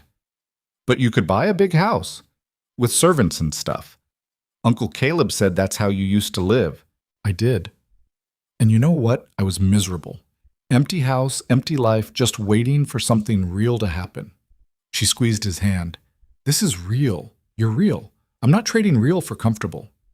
Eli studied her face like he was trying to decide if she was lying. Finally, he nodded. Okay, but if you change your mind, I won't. But if you do, tell me first, so I can prepare. The fact that an 8-year-old felt he needed to prepare for abandonment made Lenore's chest tight. She stood, moved around the table, and pulled him into a fierce hug. I am not leaving. Not tomorrow, not next month, not ever. You're stuck with me until you're old enough to be sick of me. That might take a while, he mumbled into her shoulder. Good, because I plan to be very annoying. Over the next days, word of Lenora's inheritance spread through Red Hollow with the speed of wildfire. Suddenly, everyone had opinions about what she should do with it. Invest in railroad stock, the banker advised. Buy more land, expand the ranch, Tom suggested. Put it somewhere safe and forget about it, Helen said practically. Even Martha Hendricks had thoughts, delivered with poisonous sweetness at the general store. Such a windfall must be tempting. I'm sure your husband wouldn't mind if you wanted to experience civilization again. Men are practical about these things. My husband is practical enough to know when he's got something good, Lenora replied, and smart enough not to let me go. Mrs. Mueller, overhearing, snorted with laughter. But beneath the town's gossip and advice, Lenora felt the weight of genuine decision. This much money could change lives, not just hers, but the whole community's. She could be selfish with it, or generous, could hoard it or spend it wisely, could use it to escape or to build something lasting. She was still wrestling with the choice when the worst storm in Red Hollow's recorded history appeared on the horizon. It started with a drop in temperature that felt wrong for late May. Then the sky turned a sickly green, and the wind began to howl with a sound like the world ending. "Everyone to the cellar," Caleb ordered, his face grim. "Now!" They'd barely made it underground when the storm hit. The noise was indescribable. Wind screaming, debris slamming against the house, the world tearing itself apart overhead. Lenora huddled between Caleb and Eli in the darkness, one hand on her belly where the twins kicked frantically, responding to her fear. The storm lasted 4 hours. When they finally emerged, the world had been transformed into something from a nightmare. The barn's new extension was gone, ripped away entirely. The chicken coop was destroyed, dead birds scattered across the yard. 3 of the outbuildings had collapsed, and the house, their solid, carefully maintained house, was missing half its roof. But they were alive. Tom and Jack appeared from the bunkhouse, battered but whole. Together they surveyed the damage as rain continued to fall through the gaping roof. "This is bad," Tom said quietly. "Real bad." "We'll rebuild," Caleb said, but there was no conviction in his voice, because the storm hadn't just hit Mercer Ridge. Over the next hours, as neighbors began to check on each other, the full scope of the disaster became clear. The Morrison Ranch had lost their main barn entirely. The Hendricks property had flooding that destroyed their spring planting. 3 families on the South Ridge had lost homes completely. Red Hollow itself was in shambles, buildings destroyed, supplies ruined, people injured. The general store's roof had caved in, destroying half their inventory. The church was gone. The school, such as it was, had been reduced to kindling. Lenora stood in the yard, rain soaking through her clothes, looking at the devastation, and felt something crystallize inside her. This was her choice. This was where the money should go. She found Caleb in what was left of the barn, checking on traumatized animals. "I know what to do with the inheritance," she said. He looked up, exhaustion written in every line of his body. "We're going to rebuild," she continued, "not just our ranch, the whole town. We'll use the money to buy materials, hire workers, help families who lost everything. We'll build a real school, a proper church, maybe even start a doctor's fund so Red Hollow can afford to hire someone permanent." "Lenora, that's your money. Your security." "This is my security."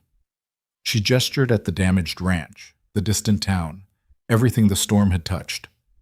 "These people, this community. When I was sick, Helen came. When the Morrison barn fell, everyone helped. We take care of each other here. Now I can actually do something about it. $43,000 is a lot to give away. I'm not giving it away. I'm investing it in our future, our children's future." She moved closer, putting her hand on his arm. "Unless you think it's a terrible idea?" He stared at her for a long moment. Then, slowly, he smiled. A real smile, the kind that transformed his entire face. "I think," he said carefully, "that you're the most remarkable woman I've ever met. Is that a yes?" "That's a hell yes." They sealed it with a kiss in the ruined barn. Rain falling through holes in the roof, the future uncertain, but suddenly full of possibility. The next morning, Lenora rode into Red Hollow with Caleb and announced her plan at the makeshift town meeting being held in the one building still intact, the saloon. The room went silent as she explained how she'd come into money, how she wanted to use it, what she envisioned for Red Hollow's future. You're talking about giving away a fortune, someone said skeptically. I'm talking about building something that lasts. A community strong enough to survive the next storm, the one after that, all the ones that come. She met their eyes, one by one. I came here with nothing. This town gave me a chance, now I'm returning the favor. Martha Hendricks stood up, her expression unreadable. For a moment, Lenora braced for attack, then Martha nodded. I think it's a good idea, she said simply. We've needed investment for years. If Mrs. Mercer is willing to provide it, we'd be fools to refuse. The vote was unanimous. Over the next weeks, Red Hollow transformed into a construction site. Lenora managed the project with the same organizational skills she'd used running her father's household in Charleston, coordinating workers, ordering supplies, making sure money went where it was needed most. Caleb worked alongside the other men, rebuilding their ranch while also helping neighbors. Eli ran messages between work sites, important and proud, and the babies inside Lenora grew larger, making every task more difficult but also more urgent. She needed to finish this before they arrived. Mrs. Mueller became her right hand, using her connections to source materials and negotiate prices. Helen organized the women into cooking and childcare cooperatives, freeing up more hands for building. Even Martha Hendricks contributed, grudgingly at first, then with genuine enthusiasm as the new school began to take shape. You've changed this town, Martha said one afternoon, watching workers raise the school's frame. Changed me too, I suppose. I wanted to hate you, wanted you to fail so I could feel superior about my own choices. She glanced at Lenora. But you didn't fail, you thrived, and that's harder to watch than failure. You could have thrived too, maybe, but I made different choices. Martha's expression softened. For what it's worth, I'm glad you stayed. Red Hollow needed someone willing to invest in it, not just money, belief. By late July, the school was complete. A real building with glass windows, proper desks, and a small library Lenora had stocked with books ordered from Denver. The church was finished a week later. Individual homes were still in progress, but everyone had shelter, food, hope, and Lenora had gone into labor. It started during a meeting about the final construction projects, a sharp pain that made her gasp mid-sentence. Helen took one look at her face and started clearing the room. Caleb, get your wife home, now! The ride back to Mercer Ridge was agony, every jolt of the wagon sending fresh pain through her body. By the time they arrived, Lenora could barely walk.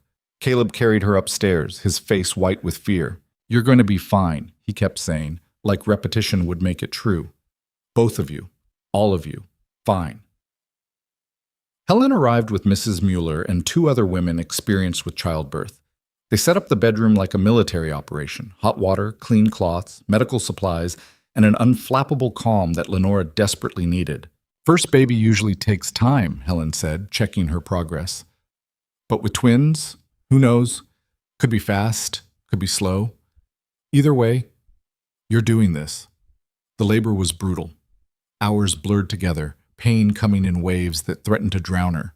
Caleb held her hand, whispering encouragement, until Helen kicked him out. You're making her nervous. Go pace downstairs with the boy. Lenora wanted to protest, but another contraction hit, and she lost the ability to form words. Somewhere around midnight, Helen's expression changed. First baby's coming. When I say push, you push. Understand? Lenora nodded, beyond words. The next minutes were a blur of pain and effort, and voices telling her she could do this. She was almost there, just a little more. Then a baby's cry filled the room, sharp and indignant, and Lenora sobbed with relief. It's a girl, Mrs. Mueller announced, wrapping the tiny screaming thing in a blanket. Small but fierce. Just like her mother, Helen said. Now catch your breath. Second one's coming.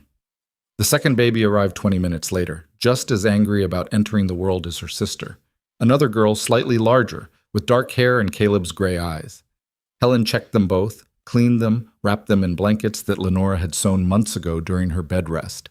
Then she placed them in Lenora's arms, one on each side, two perfect, impossible miracles. You did it, Helen said softly.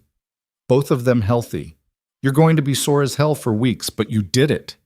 Lenora looked down at her daughters, these tiny lives that had nearly killed her to bring into the world, and felt something vast and terrifying bloom in her chest. Love so fierce it hurt. Determination to protect them, raise them, give them everything they needed to thrive in this hard place. Can someone get Caleb? She whispered. And Eli. They should meet their family. The door opened before anyone could move, and there they were. Caleb with tear-streaked cheeks, Eli peeking around him with huge eyes. They crept in like they were approaching something holy. Girls, Caleb said, his voice breaking. 2 girls. 2 daughters, Lenora corrected. Come meet them. Caleb approached slowly, and she could see him fighting the ghosts of his past, the memory of another baby that never cried. But these babies were very much alive, squirming and making small noises that suggested they'd be screaming again soon.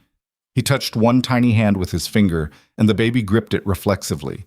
The expression on his face nearly undid Lenora all over again. She's perfect, he breathed. They both are. She looked at Eli, still hanging back. Come here, sweetheart. You're a big brother now. That's an important job. The boy came closer, climbing carefully onto the bed to look at the babies. His face was unreadable. Do you like them? Lenora asked gently. They're really small. They'll grow. Will they be loud?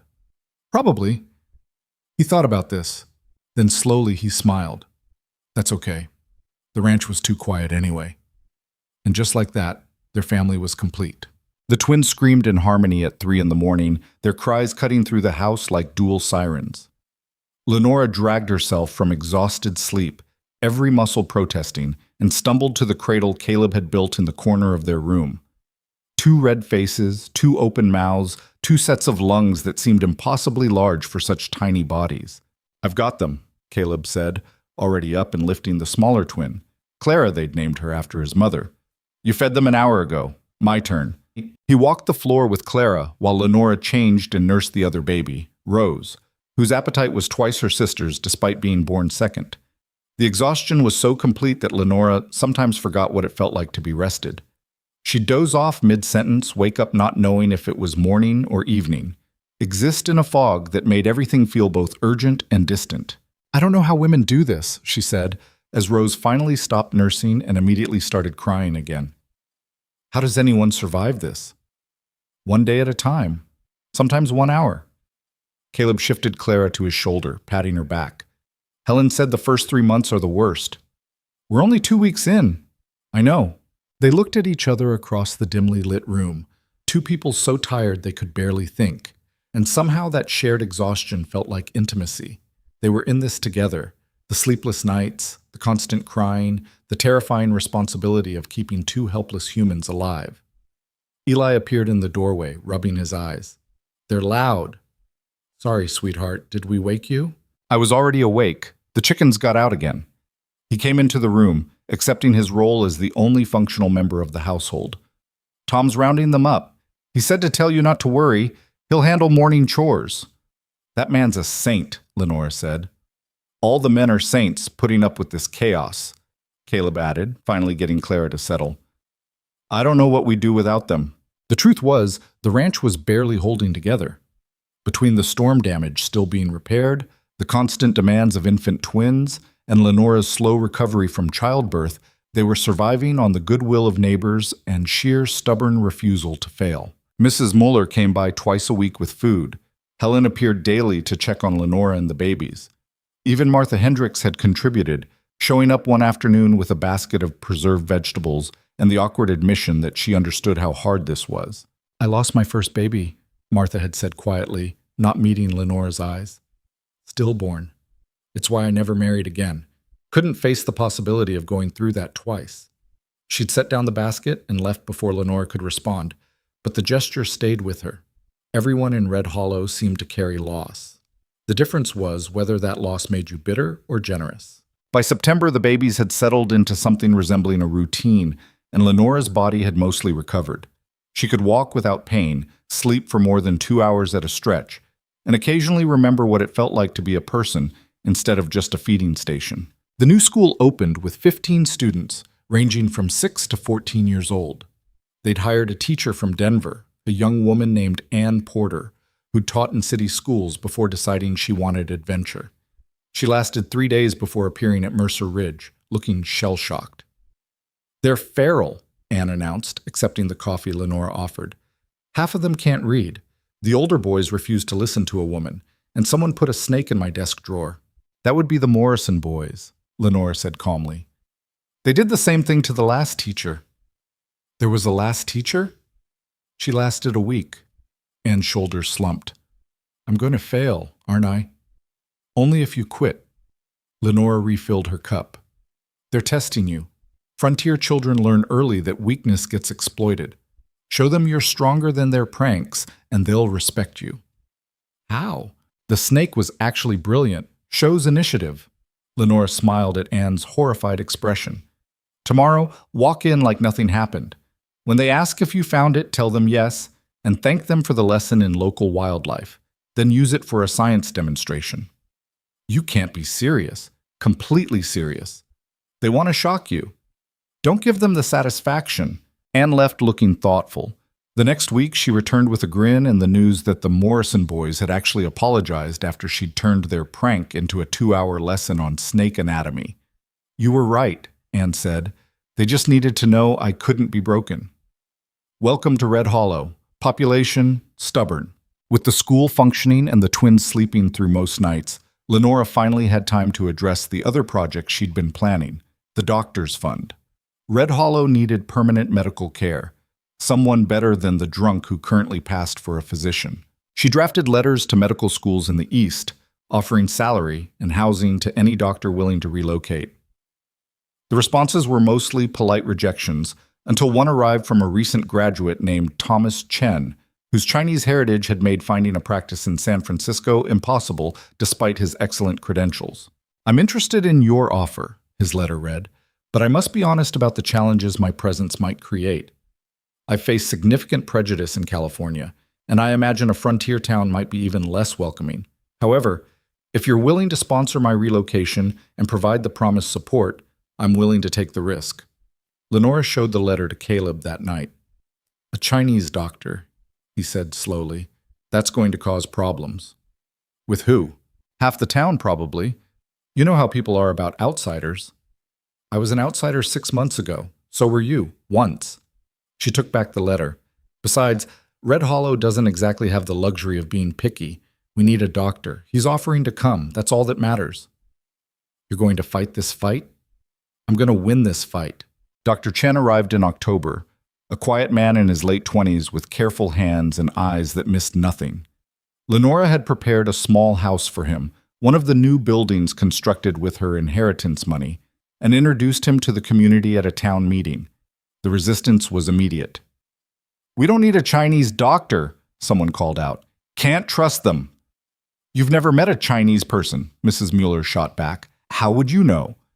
Everyone knows they're educated, qualified, willing to live here when no one else will.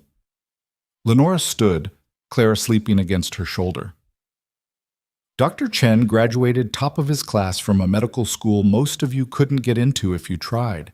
He's offering to provide care this town desperately needs. If you'd rather trust your health to a drunk who can barely stand, that's your choice. But I'm hiring Dr. Chen, and I'm making his services available to anyone smart enough to use them. The room erupted in argument. Some sided with Lenora, others with the prejudiced voices. It took Mrs. Mueller banging a pot with a wooden spoon to restore order. All in favor of giving Dr. Chen a chance, say aye. The vote was close, but it passed. Dr. Chen proved his worth within a week when a logging accident nearly killed one of the Morrison boys. The drunk doctor had declared the case hopeless, but Dr. Chen worked for 6 hours straight, setting crushed bones and stitching torn flesh with precision that bordered on artistry. The boy survived with full use of his arm, and opinion in Red Hollow shifted overnight. By November, Dr. Chen had more patients than he could handle, and the voices that had opposed him were mysteriously quiet. You have a gift for forcing change, Martha Hendricks observed one afternoon, watching Lenora juggle rows while trying to review supply orders for the general store. I have a gift for being too stubborn to quit. Same thing out here. Martha hesitated, then continued. I owe you an apology. For how I treated you when you first arrived. I was bitter about my own choices and took it out on you. You don't owe me anything. Yes, I do. You've changed this town, built things I never had the courage to build, and you did it while pregnant with twins and recovering from nearly bleeding to death. Martha's expression was complicated. I wanted to hate you for showing me what I could have been, but it's hard to hate someone who keeps proving they deserve respect. Martha. Let me finish. She took a breath. I'm sorry. For the comments, the judgment, all of it. You've earned your place here. More than earned it.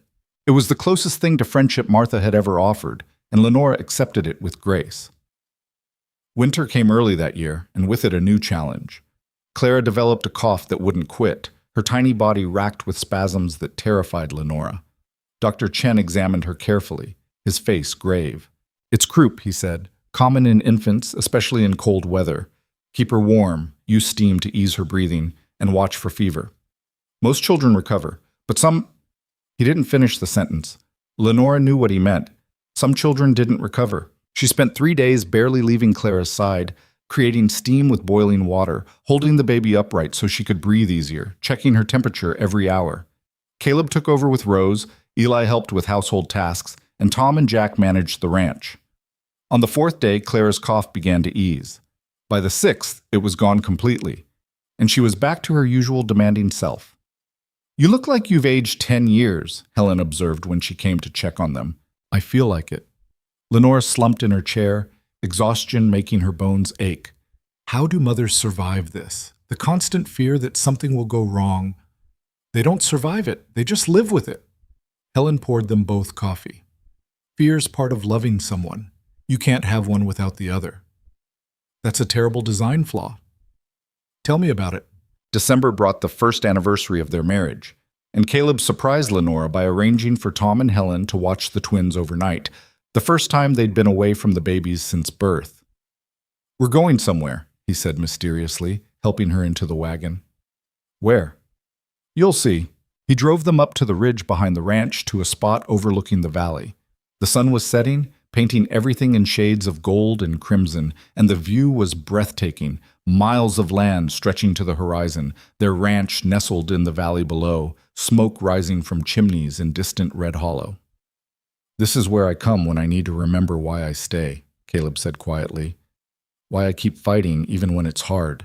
Lenora stepped closer to the edge, taking in the vista. A year ago, she'd been a desperate woman fleeing Charleston's ruins. Now she stood here, mother to 3 children, wife to a man she loved, integral part of a community she'd helped build. It's beautiful, she said. You're beautiful. He moved behind her, arms circling her waist. I never thanked you properly, for staying, for choosing this life when you had every reason to leave. You don't need to thank me for wanting to be here. Maybe not, but I'm going to anyway. He turned her to face him. A year ago, I was alone, going through motions, surviving but not living. Then you showed up with your carpet bag and your pride and your refusal to quit, and everything changed. Caleb, I'm not finished. His hands cupped her face. You saved this ranch. You saved Eli. You saved me. And somewhere in the middle of all that saving, I fell completely in love with you. Her breath caught. They'd built a partnership, a family, a life together. But he'd never said the words before, never laid his heart bare like this. I love you too, she said, tears stinging her eyes. I think I started loving you the day you told me I could leave, that you wouldn't hold me here by obligation. Best decision I ever made. Second best, first was placing that advertisement. He kissed her then, gentle and thorough, and for a moment the world fell away.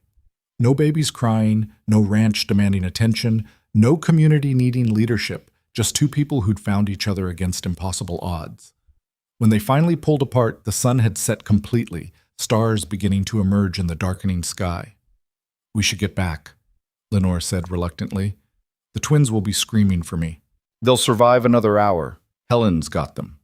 He pulled a blanket from the wagon and spread it on the ground. Sit with me, just for a little while. They sat together watching stars appear, shoulders touching, breathing in sync. After a year of chaos and crisis and constant motion, the stillness felt almost foreign. Do you ever regret it? Caleb asked eventually. Giving up the inheritance to rebuild the town? Not for a second. Money sitting in a bank doesn't do anyone any good. But a school, a doctor, homes for families who lost everything? She leaned her head on his shoulder. That's legacy. That's something that lasts. We're down to about 8,000 left in the fund, he said carefully. After all the construction, Dr. Chen's salary, school supplies, everything else. Still a fortune by most standards, but not what it was. Good. Money's supposed to be used, not hoarded. I married a radical. You married a practical woman who knows the difference between security and greed. She paused. Though I have been thinking about one more project. What's that? A library. A real one, not just the small collection at the school. Somewhere people can go to learn, to escape, to imagine lives beyond the frontier. She looked up at him. Is that too much? From you? Nothing's too much. He kissed her forehead. Build your library. Build whatever you want. I'll help however I can. They stayed on the ridge until the cold drove them back to the wagon, until duty called louder than the desire for stolen moments. But that hour of peace sustained Lenora through the chaos that followed. Because January brought disaster in an unexpected form. It started with a letter from Charleston, from her aunt's lawyer, informing her that the inheritance transfer was being contested. Her uncle's business partner, a man named Reginald Pemberton Jr., claimed that half the estate rightfully belonged to his late father and was therefore his inheritance, not Lenora's. Can he do that? She asked Dr. Chen, who'd become something of a confidant over the months. Just claim money that's already been distributed? If he has legal grounds, yes. Estate law is complicated. Dr. Chen frowned at the letter. You may need to return to Charleston to fight this. The thought of leaving, even temporarily, made Lenora's stomach clench. The twins were barely 6 months old. The ranch needed her. Red Hollow needed her. But $8,000 was all that remained of the inheritance. And if Pemberton succeeded in his claim, she'd lose even that. She showed the letter to Caleb that night. Go, he said immediately. We'll manage here. You can't let him steal what's rightfully yours. I can't leave the babies. They're still nursing. We'll figure it out. Helen can help with feeding. We've got goat's milk if needed. He took her hands. This is your money, your legacy. You invested it in the community and now someone's trying to take it back. Fight for it. What if it takes months? Then it takes months. We survived before you came. We'll survive while you're gone. His jaw tightened. But you're coming back. That's not a question. Of course I'm coming back. Then go. Do what you need to do. We'll be here waiting. The decision made, Lenora moved quickly. She hired a lawyer in Denver to represent her interests, arranged travel to Charleston, and spent a frantic week preparing everyone for her absence. Lists for Caleb, instructions for Helen, lesson plans for Eli to continue his education, detailed notes for Tom and Jack about the ranch. You're acting like you'll be gone forever, Eli said, watching her pack. I'm acting like someone who wants everything to run smoothly while I'm away.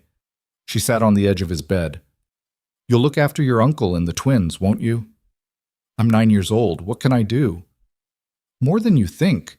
You're the smartest person in this house besides me. She smiled at his skeptical expression. I'm counting on you, Eli. You're not just a child anymore. You're family, and family takes care of each other. He nodded solemnly, accepting the weight of responsibility she'd placed on his narrow shoulders. The twins were harder to prepare. They were too young to understand why their mother was leaving, why someone else would be feeding them, why the world was about to turn strange. Lenora held them both, memorizing their weight, their smell, the exact sound of their breathing. I love you, she whispered to each of them. I'll come back, I promise. Clara grabbed a fistful of her hair and pulled. Rose just stared with those serious gray eyes that were so like Caleb's. The morning she left, half of Red Hollow came to the depot to see her off. Mrs. Mueller pressed a basket of food into her hands. Helen hugged her tight and whispered to be strong. Even Martha Hendricks appeared, offering an awkward but genuine wish for safe travels. Dr. Chen was the last to approach. When you return, I'd like to discuss expanding the clinic. I've been making notes. When I return, we'll discuss whatever you want. She managed a smile. Take care of them. All of them. I will. Caleb walked her to the train carrying her bag, his face carefully neutral. But when they reached the platform and the conductor called for boarding, his composure cracked. Come back to me, he said, pulling her into a fierce embrace. I don't care how long it takes, how hard you have to fight. Just come back. I will, I swear it. One last kiss, desperate and deep, And then she was climbing aboard, finding her seat, watching through the window as Caleb stood on the platform, growing smaller and smaller as the train pulled away. Lenora pressed her hand to the glass, fighting tears, and whispered a promise to the disappearing landscape. "I'll come back. This is my home." Charleston was exactly as she remembered and completely foreign. The streets she'd walked as a girl felt too narrow, too crowded, too loud after months of frontier silence. The air smelled wrong, smoke and salt and something rotten beneath the surface. And everywhere she looked, she saw the ghost of her former life. The lawyer she'd hired, a sharp woman named Catherine Walsh, met her at the hotel. "Pemberton's claim is weak," Catherine said without preamble, spreading documents across the desk. "But he's got money for expensive lawyers and judges who owe him favors. This could get ugly." "How ugly?" "He's claiming your aunt was mentally incompetent when she wrote her will, that his father had a verbal agreement entitling him to half the estate, and that you unduly influenced a dying woman." Catherine's expression was grim. "None of it's true, but truth and law don't always align. What do we need to do?" "Prove your aunt's competence, demonstrate the inheritance was freely given, and discredit his verbal agreement claim." Catherine paused. "It's going to take time, months probably, and it's going to cost money, legal fees, court costs, everything." "How much?" $2,000, minimum. Maybe more if it drags out. Lenora did the math.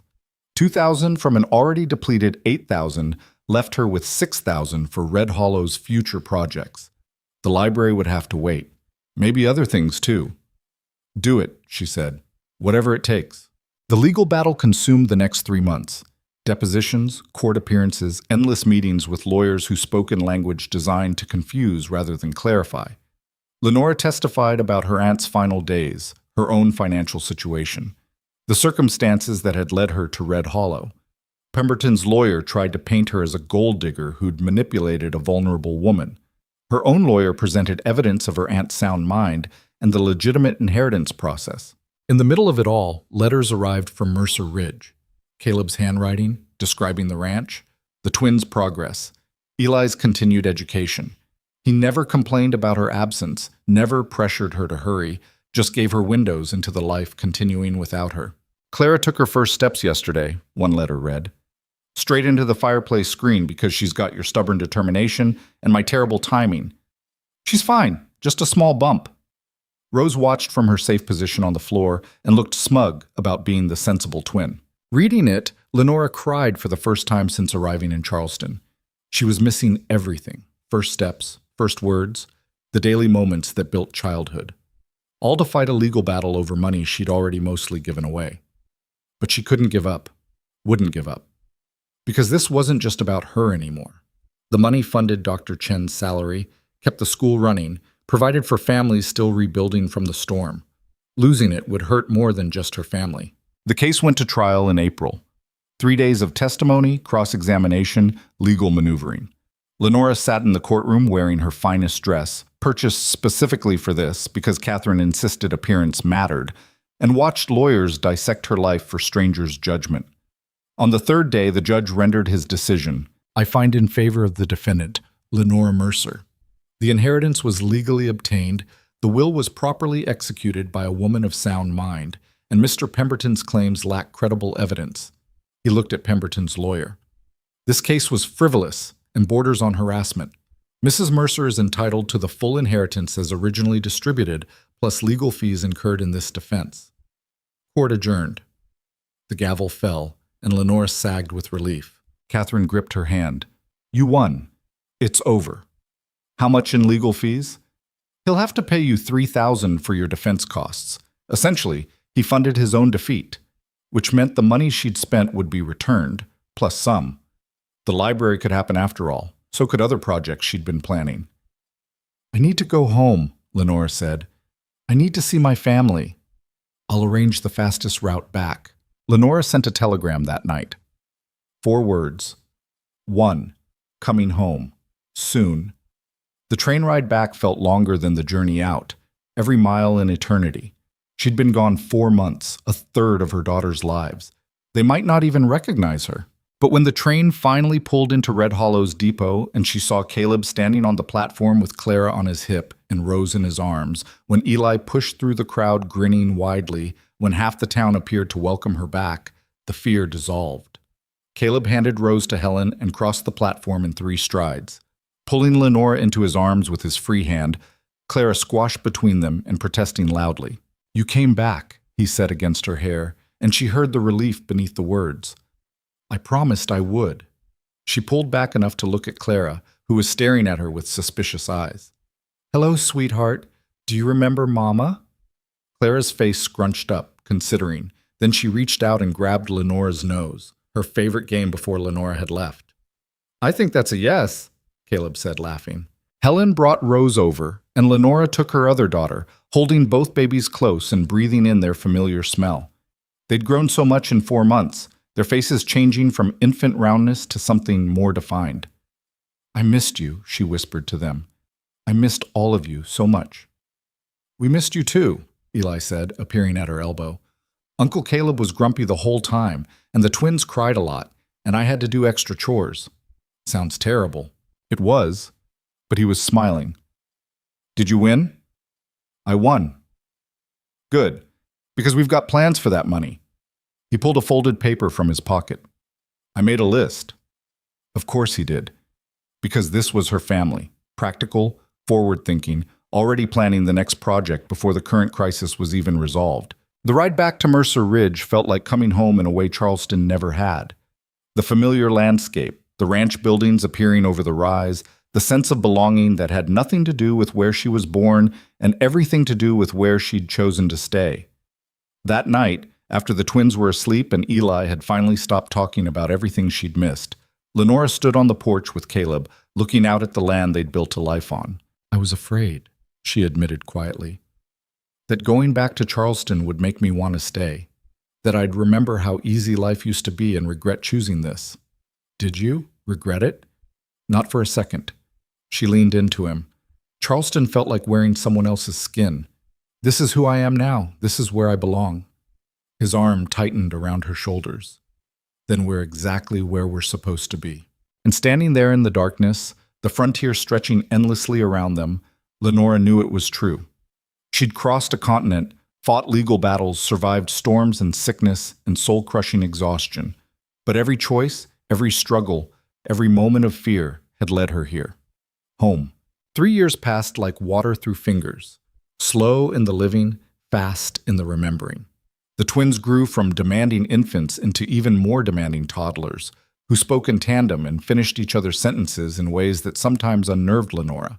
Clara was bold where Rose was cautious, loud where her sister was thoughtful, but they moved through the world as a unit, 2 halves of a whole. Eli turned 12 and shot up 6 inches in a single summer, his voice cracking at unexpected moments and his childhood face reshaping into something that looked heartbreakingly like his father. He worked the ranch alongside Caleb now, not as a child doing chores, but as a genuine partner, and the pride in Caleb's eyes when he watched the boy work spoke volumes.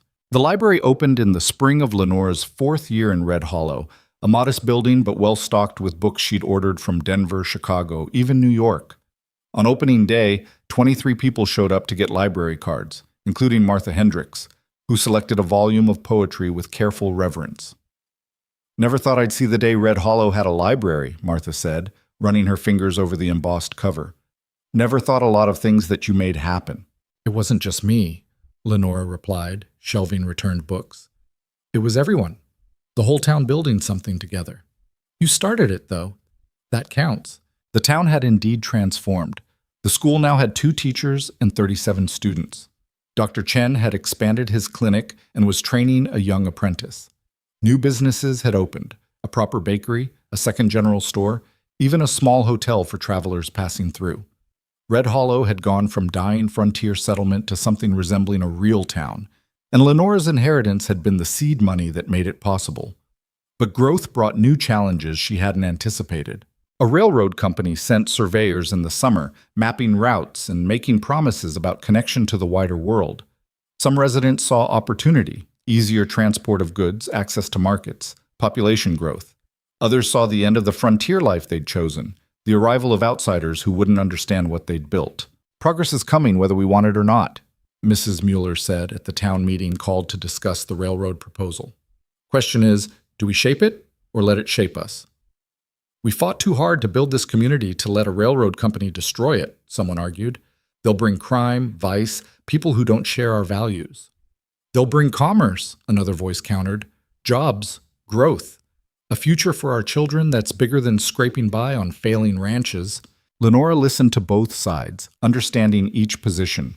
The frontier had given her a second chance, a life she'd built from nothing.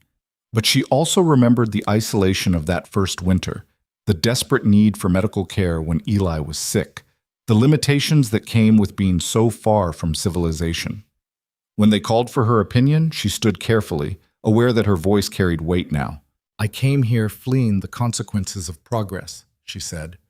Charleston was built on commerce and growth, and it ate my family alive. So I understand the fear. I understand wanting to protect what we have. She paused, gathering her thoughts. But I also know that standing still is another form of dying. The frontier is closing. In 10 years, 20, there won't be any frontier left. We can prepare for that change or be destroyed by it. What are you proposing? Martha asked.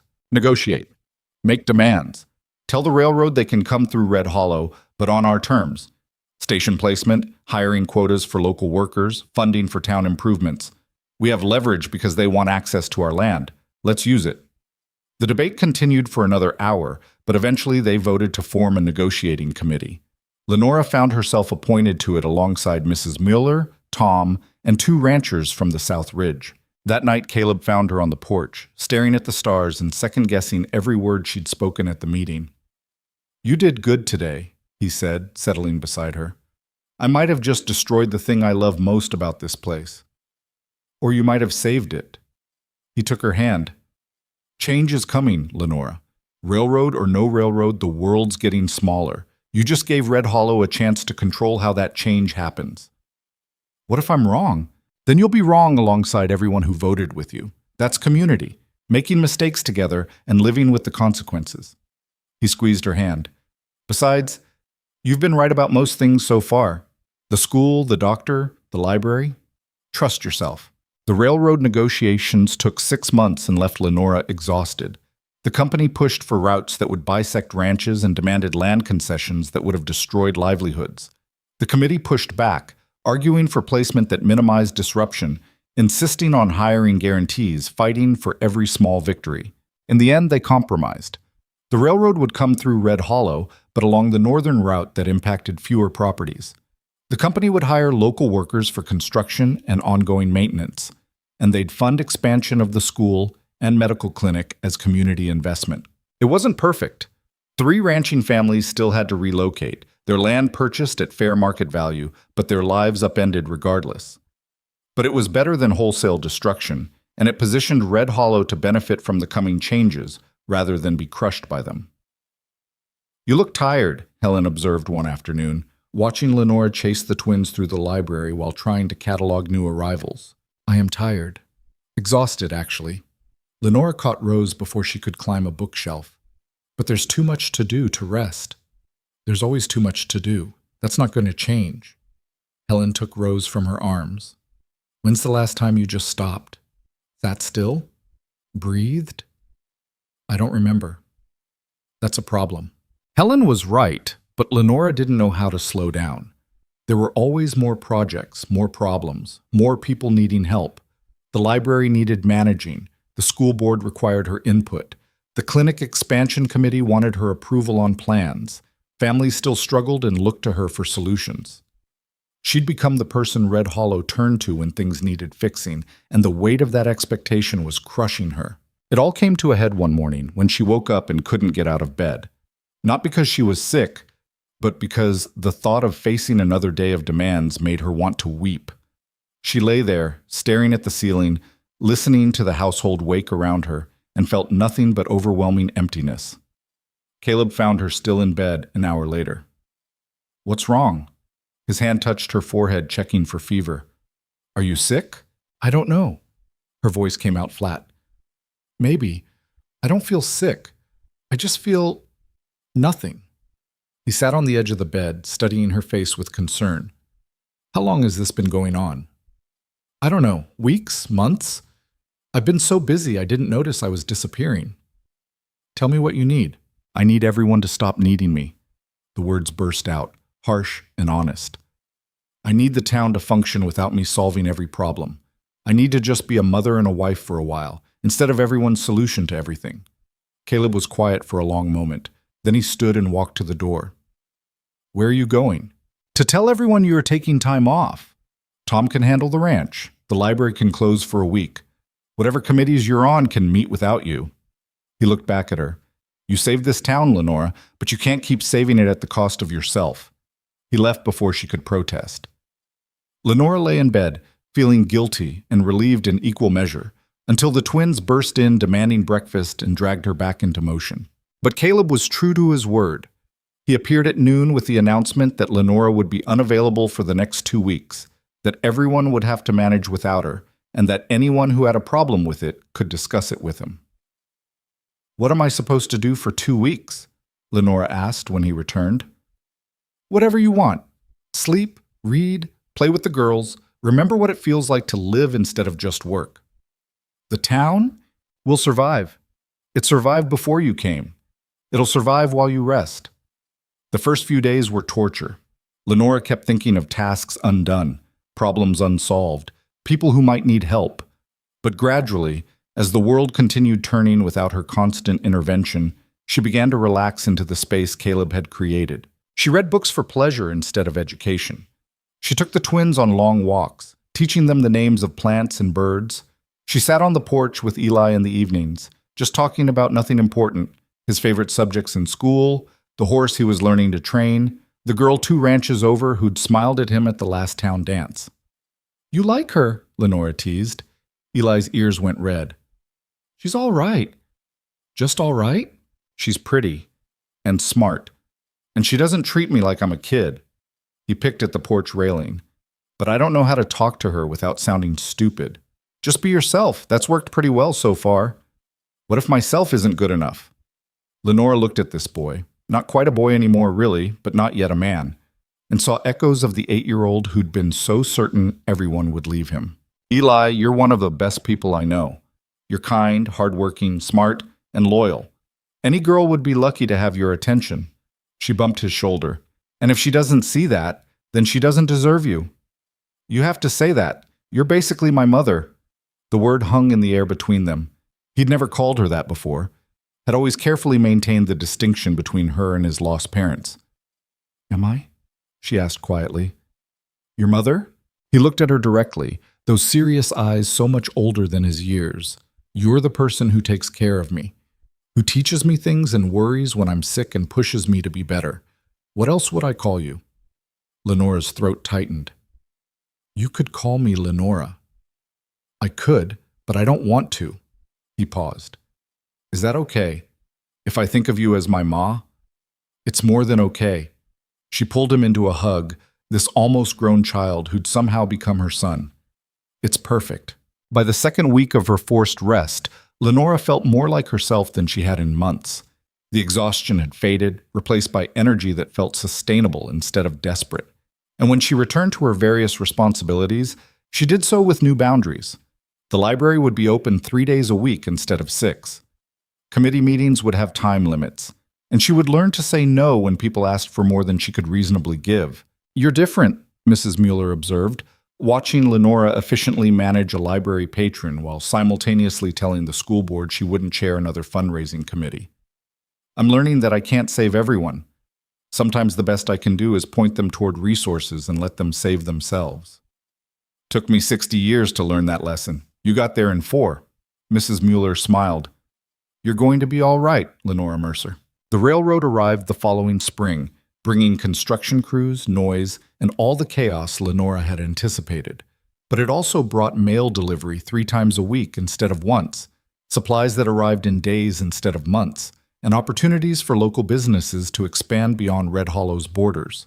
The town absorbed the changes with surprising grace, adapting rather than resisting, and Lenora watched with quiet pride as the community she'd helped build proved resilient enough to evolve. Eli turned 15 and started courting the girl from 2 ranches over, Emily Morrison, whose family Lenora had helped during the barn collapse years ago. The relationship was sweet and awkward in the way of young love, and watching them stumble through it made Lenora nostalgic for her own courtship with Caleb. "Remember when you could barely look at me without blushing?" she teased him one night. "I never blushed." "You absolutely blushed. The first time I touched your hand, you turned red from your collar to your hairline." "That was sunburn. It was January." He pulled her close, grinning. "Fine. I blushed. You were the most beautiful woman I'd ever seen, and I couldn't believe you'd chosen to stay." "I'm not beautiful. I'm practical. You can be both." His hand traced her face, following lines that hadn't been there when she'd first arrived. Marks of work and weather and raising 3 children. "You're beautiful because you're real, because you chose this life and built something from it. That's better than any Charleston beauty who never had to fight for anything." The twins turned 5 and started school, causing immediate chaos for poor Ann Porter, who sent a note home after the first week requesting a meeting. "What did they do?" Lenore asked when she arrived at the school. "They taught the other children a rather creative song about anatomy that I'm certain they didn't learn here." Anne's lips twitched despite her stern expression. "Also, Clara convinced half the class that eating dirt would give them superpowers, and Rose corrected my mathematics 3 times. In front of everyone. Rose was probably right about the mathematics. She gets that from Caleb." "That's not the point." "What is the point?" Anne sighed.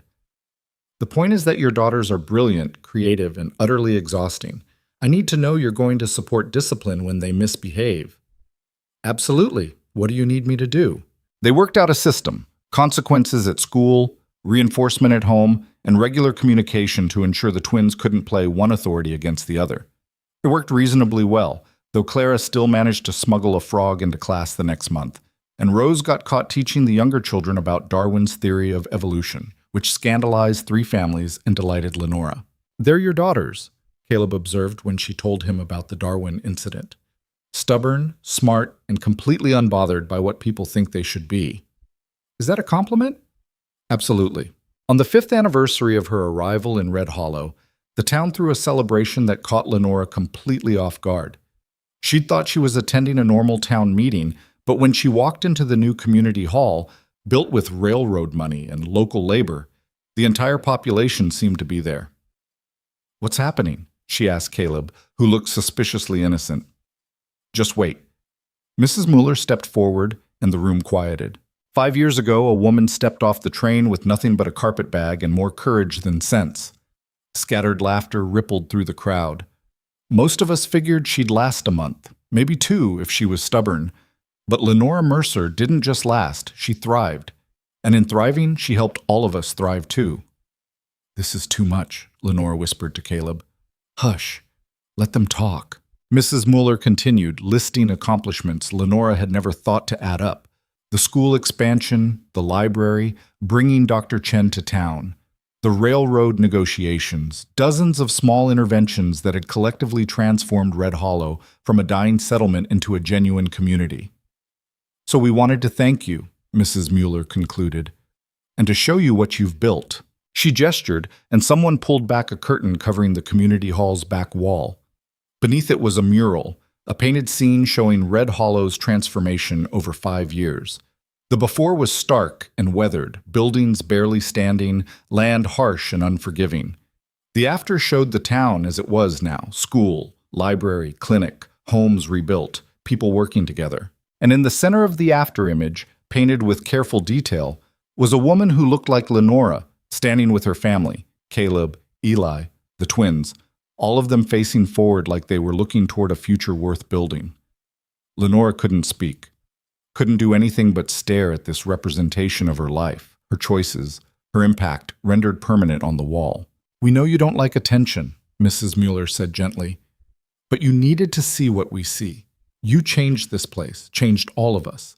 That deserves recognition." The room erupted in applause, and Lenora felt tears she'd been holding back for years finally break free. Caleb's arm came around her shoulders, and the twins grabbed her hands, and Eli stood beside her looking proud, and she was surrounded by family and community, and proof that the desperate choice she'd made 5 years ago had been exactly right. When the noise finally died down, Lenora wiped her eyes and managed to speak. I came here because I had nowhere else to go, because a man I'd never met offered me a chance when I had nothing. And yes, I worked hard to build a life here, but I didn't do it alone. She looked around the room at faces that had become familiar, dear. Every person in this room built this community. Every act of kindness, every barn raising, every time someone showed up when a neighbor needed help, that's what transformed Red Hollow. I just happened to be here with resources at the right moment. The strength was always yours. Well said, Martha Hendricks called out, but you're still the one who made it happen. Own it. Lenora laughed. Fine, I own it. The celebration lasted into the evening. Food and music and stories about the past 5 years. Lenora danced with Caleb, with Eli, with Tom, with half the men in town who wanted to thank her personally. The twins ran wild with the other children, and for one perfect night, everything felt exactly as it should be. Later, after they'd returned home and put the exhausted twins to bed, Lenora found herself back on the porch with Caleb, their traditional spot for important conversations. I need to tell you something, she said. That sounds ominous. It's not. At least I don't think it is. She took a breath. I'm pregnant again. Caleb went very still. Are you sure? Dr. Chen confirmed it yesterday. About 3 months along, he thinks. And how do you feel about it? She considered the question honestly. 5 years ago, the thought of pregnancy had terrified her. Even with the twins, fear had been her constant companion. But now, with 3 children already thriving, with a community supporting her, with years of survival proving she was stronger than she'd believed possible, the fear was manageable. I'm nervous, she admitted, but not scared. Not like before. This time I know I can do it. Caleb pulled her close, his hand resting on her still flat stomach. We can do it. Together. The baby arrived the following spring, a boy they named Thomas, after Tom, who'd been a steady presence since Lenora's first day on the ranch. Unlike the twins' dramatic arrival, Thomas came easily, his birth so straightforward that Dr. Chen joked Lenora had finally figured out how it was supposed to work. Eli, now 16 and almost fully grown, took to his new brother with surprising tenderness. The twins were less impressed. He doesn't do anything, Clara complained. Just sleeps and cries. You were the same way once, Lenore reminded her. That's different. We were babies. He's a boy. Boys are babies too. Rose, always the more thoughtful twin, studied her new brother with serious concentration. Will he be smart like us? Hopefully smarter. The world couldn't handle 3 of you. Watching her family grow, Lenora sometimes had trouble reconciling her current life with the desperate woman who'd answered Caleb's advertisement. That Lenora had been broken, frightened, alone. This Lenora was strong, confident, surrounded by people who loved her and a community she'd helped build. The transformation hadn't been smooth or easy. She'd nearly died twice, lost a pregnancy, fought legal battles, and pushed herself to exhaustion more times than she could count. But every struggle had added another layer of strength, another proof that she could survive whatever came. On the 10th anniversary of her arrival in Red Hollow, Lenora stood on the ridge where Caleb had first brought her, looking down at the valley that had become her home. The ranch had prospered, expanding to 500 acres with a herd that made them comfortable, if not wealthy. The town below had grown to nearly 500 residents, with businesses and homes spreading outward from the original settlement. The railroad had indeed brought change, but Red Hollow had absorbed it on its own terms, maintaining the character of a frontier community even as it evolved into something more permanent. Caleb joined her on the ridge, moving a little slower now, the old war wound bothering him more as years passed. But his eyes were the same storm cloud gray, and when he looked at her, she saw the same mixture of love and wonder that had been there from the beginning. What are you thinking? He asked. That I'm glad I answered your advertisement, that everything I lost in Charleston led me here, that sometimes the worst thing that happens to you is actually the beginning of the best thing. She leaned against him. I'm thinking that I chose well. We both did. They stood together as the sun set, painting the valley in shades of gold and crimson, the same colors that had greeted Lenora on her first evening at Mercer Ridge. 10 years, 4 children, countless challenges overcome. A community built from almost nothing. The frontier was closing, just as she'd predicted in that town meeting years ago. But what they'd built here would last beyond the frontier's end. Not because it was perfect, but because it was real. Built by real people making real choices, failing and succeeding and trying again. Lenora had crossed the country seeking survival and found something infinitely better. A life she'd chosen, a family she'd built, a legacy that would outlast her. The woman who'd stepped off the train with nothing but a carpet bag and desperate hope had conquered more than wilderness. She'd conquered fate itself, transforming loss into gain, fear into strength, a marriage of convenience into love that sustained her through everything. And standing on that ridge with the man who'd given her a chance, watching the sun set on the life they'd built together, Lenora Mercer knew with absolute certainty that she'd made the right choice. Every single one of them,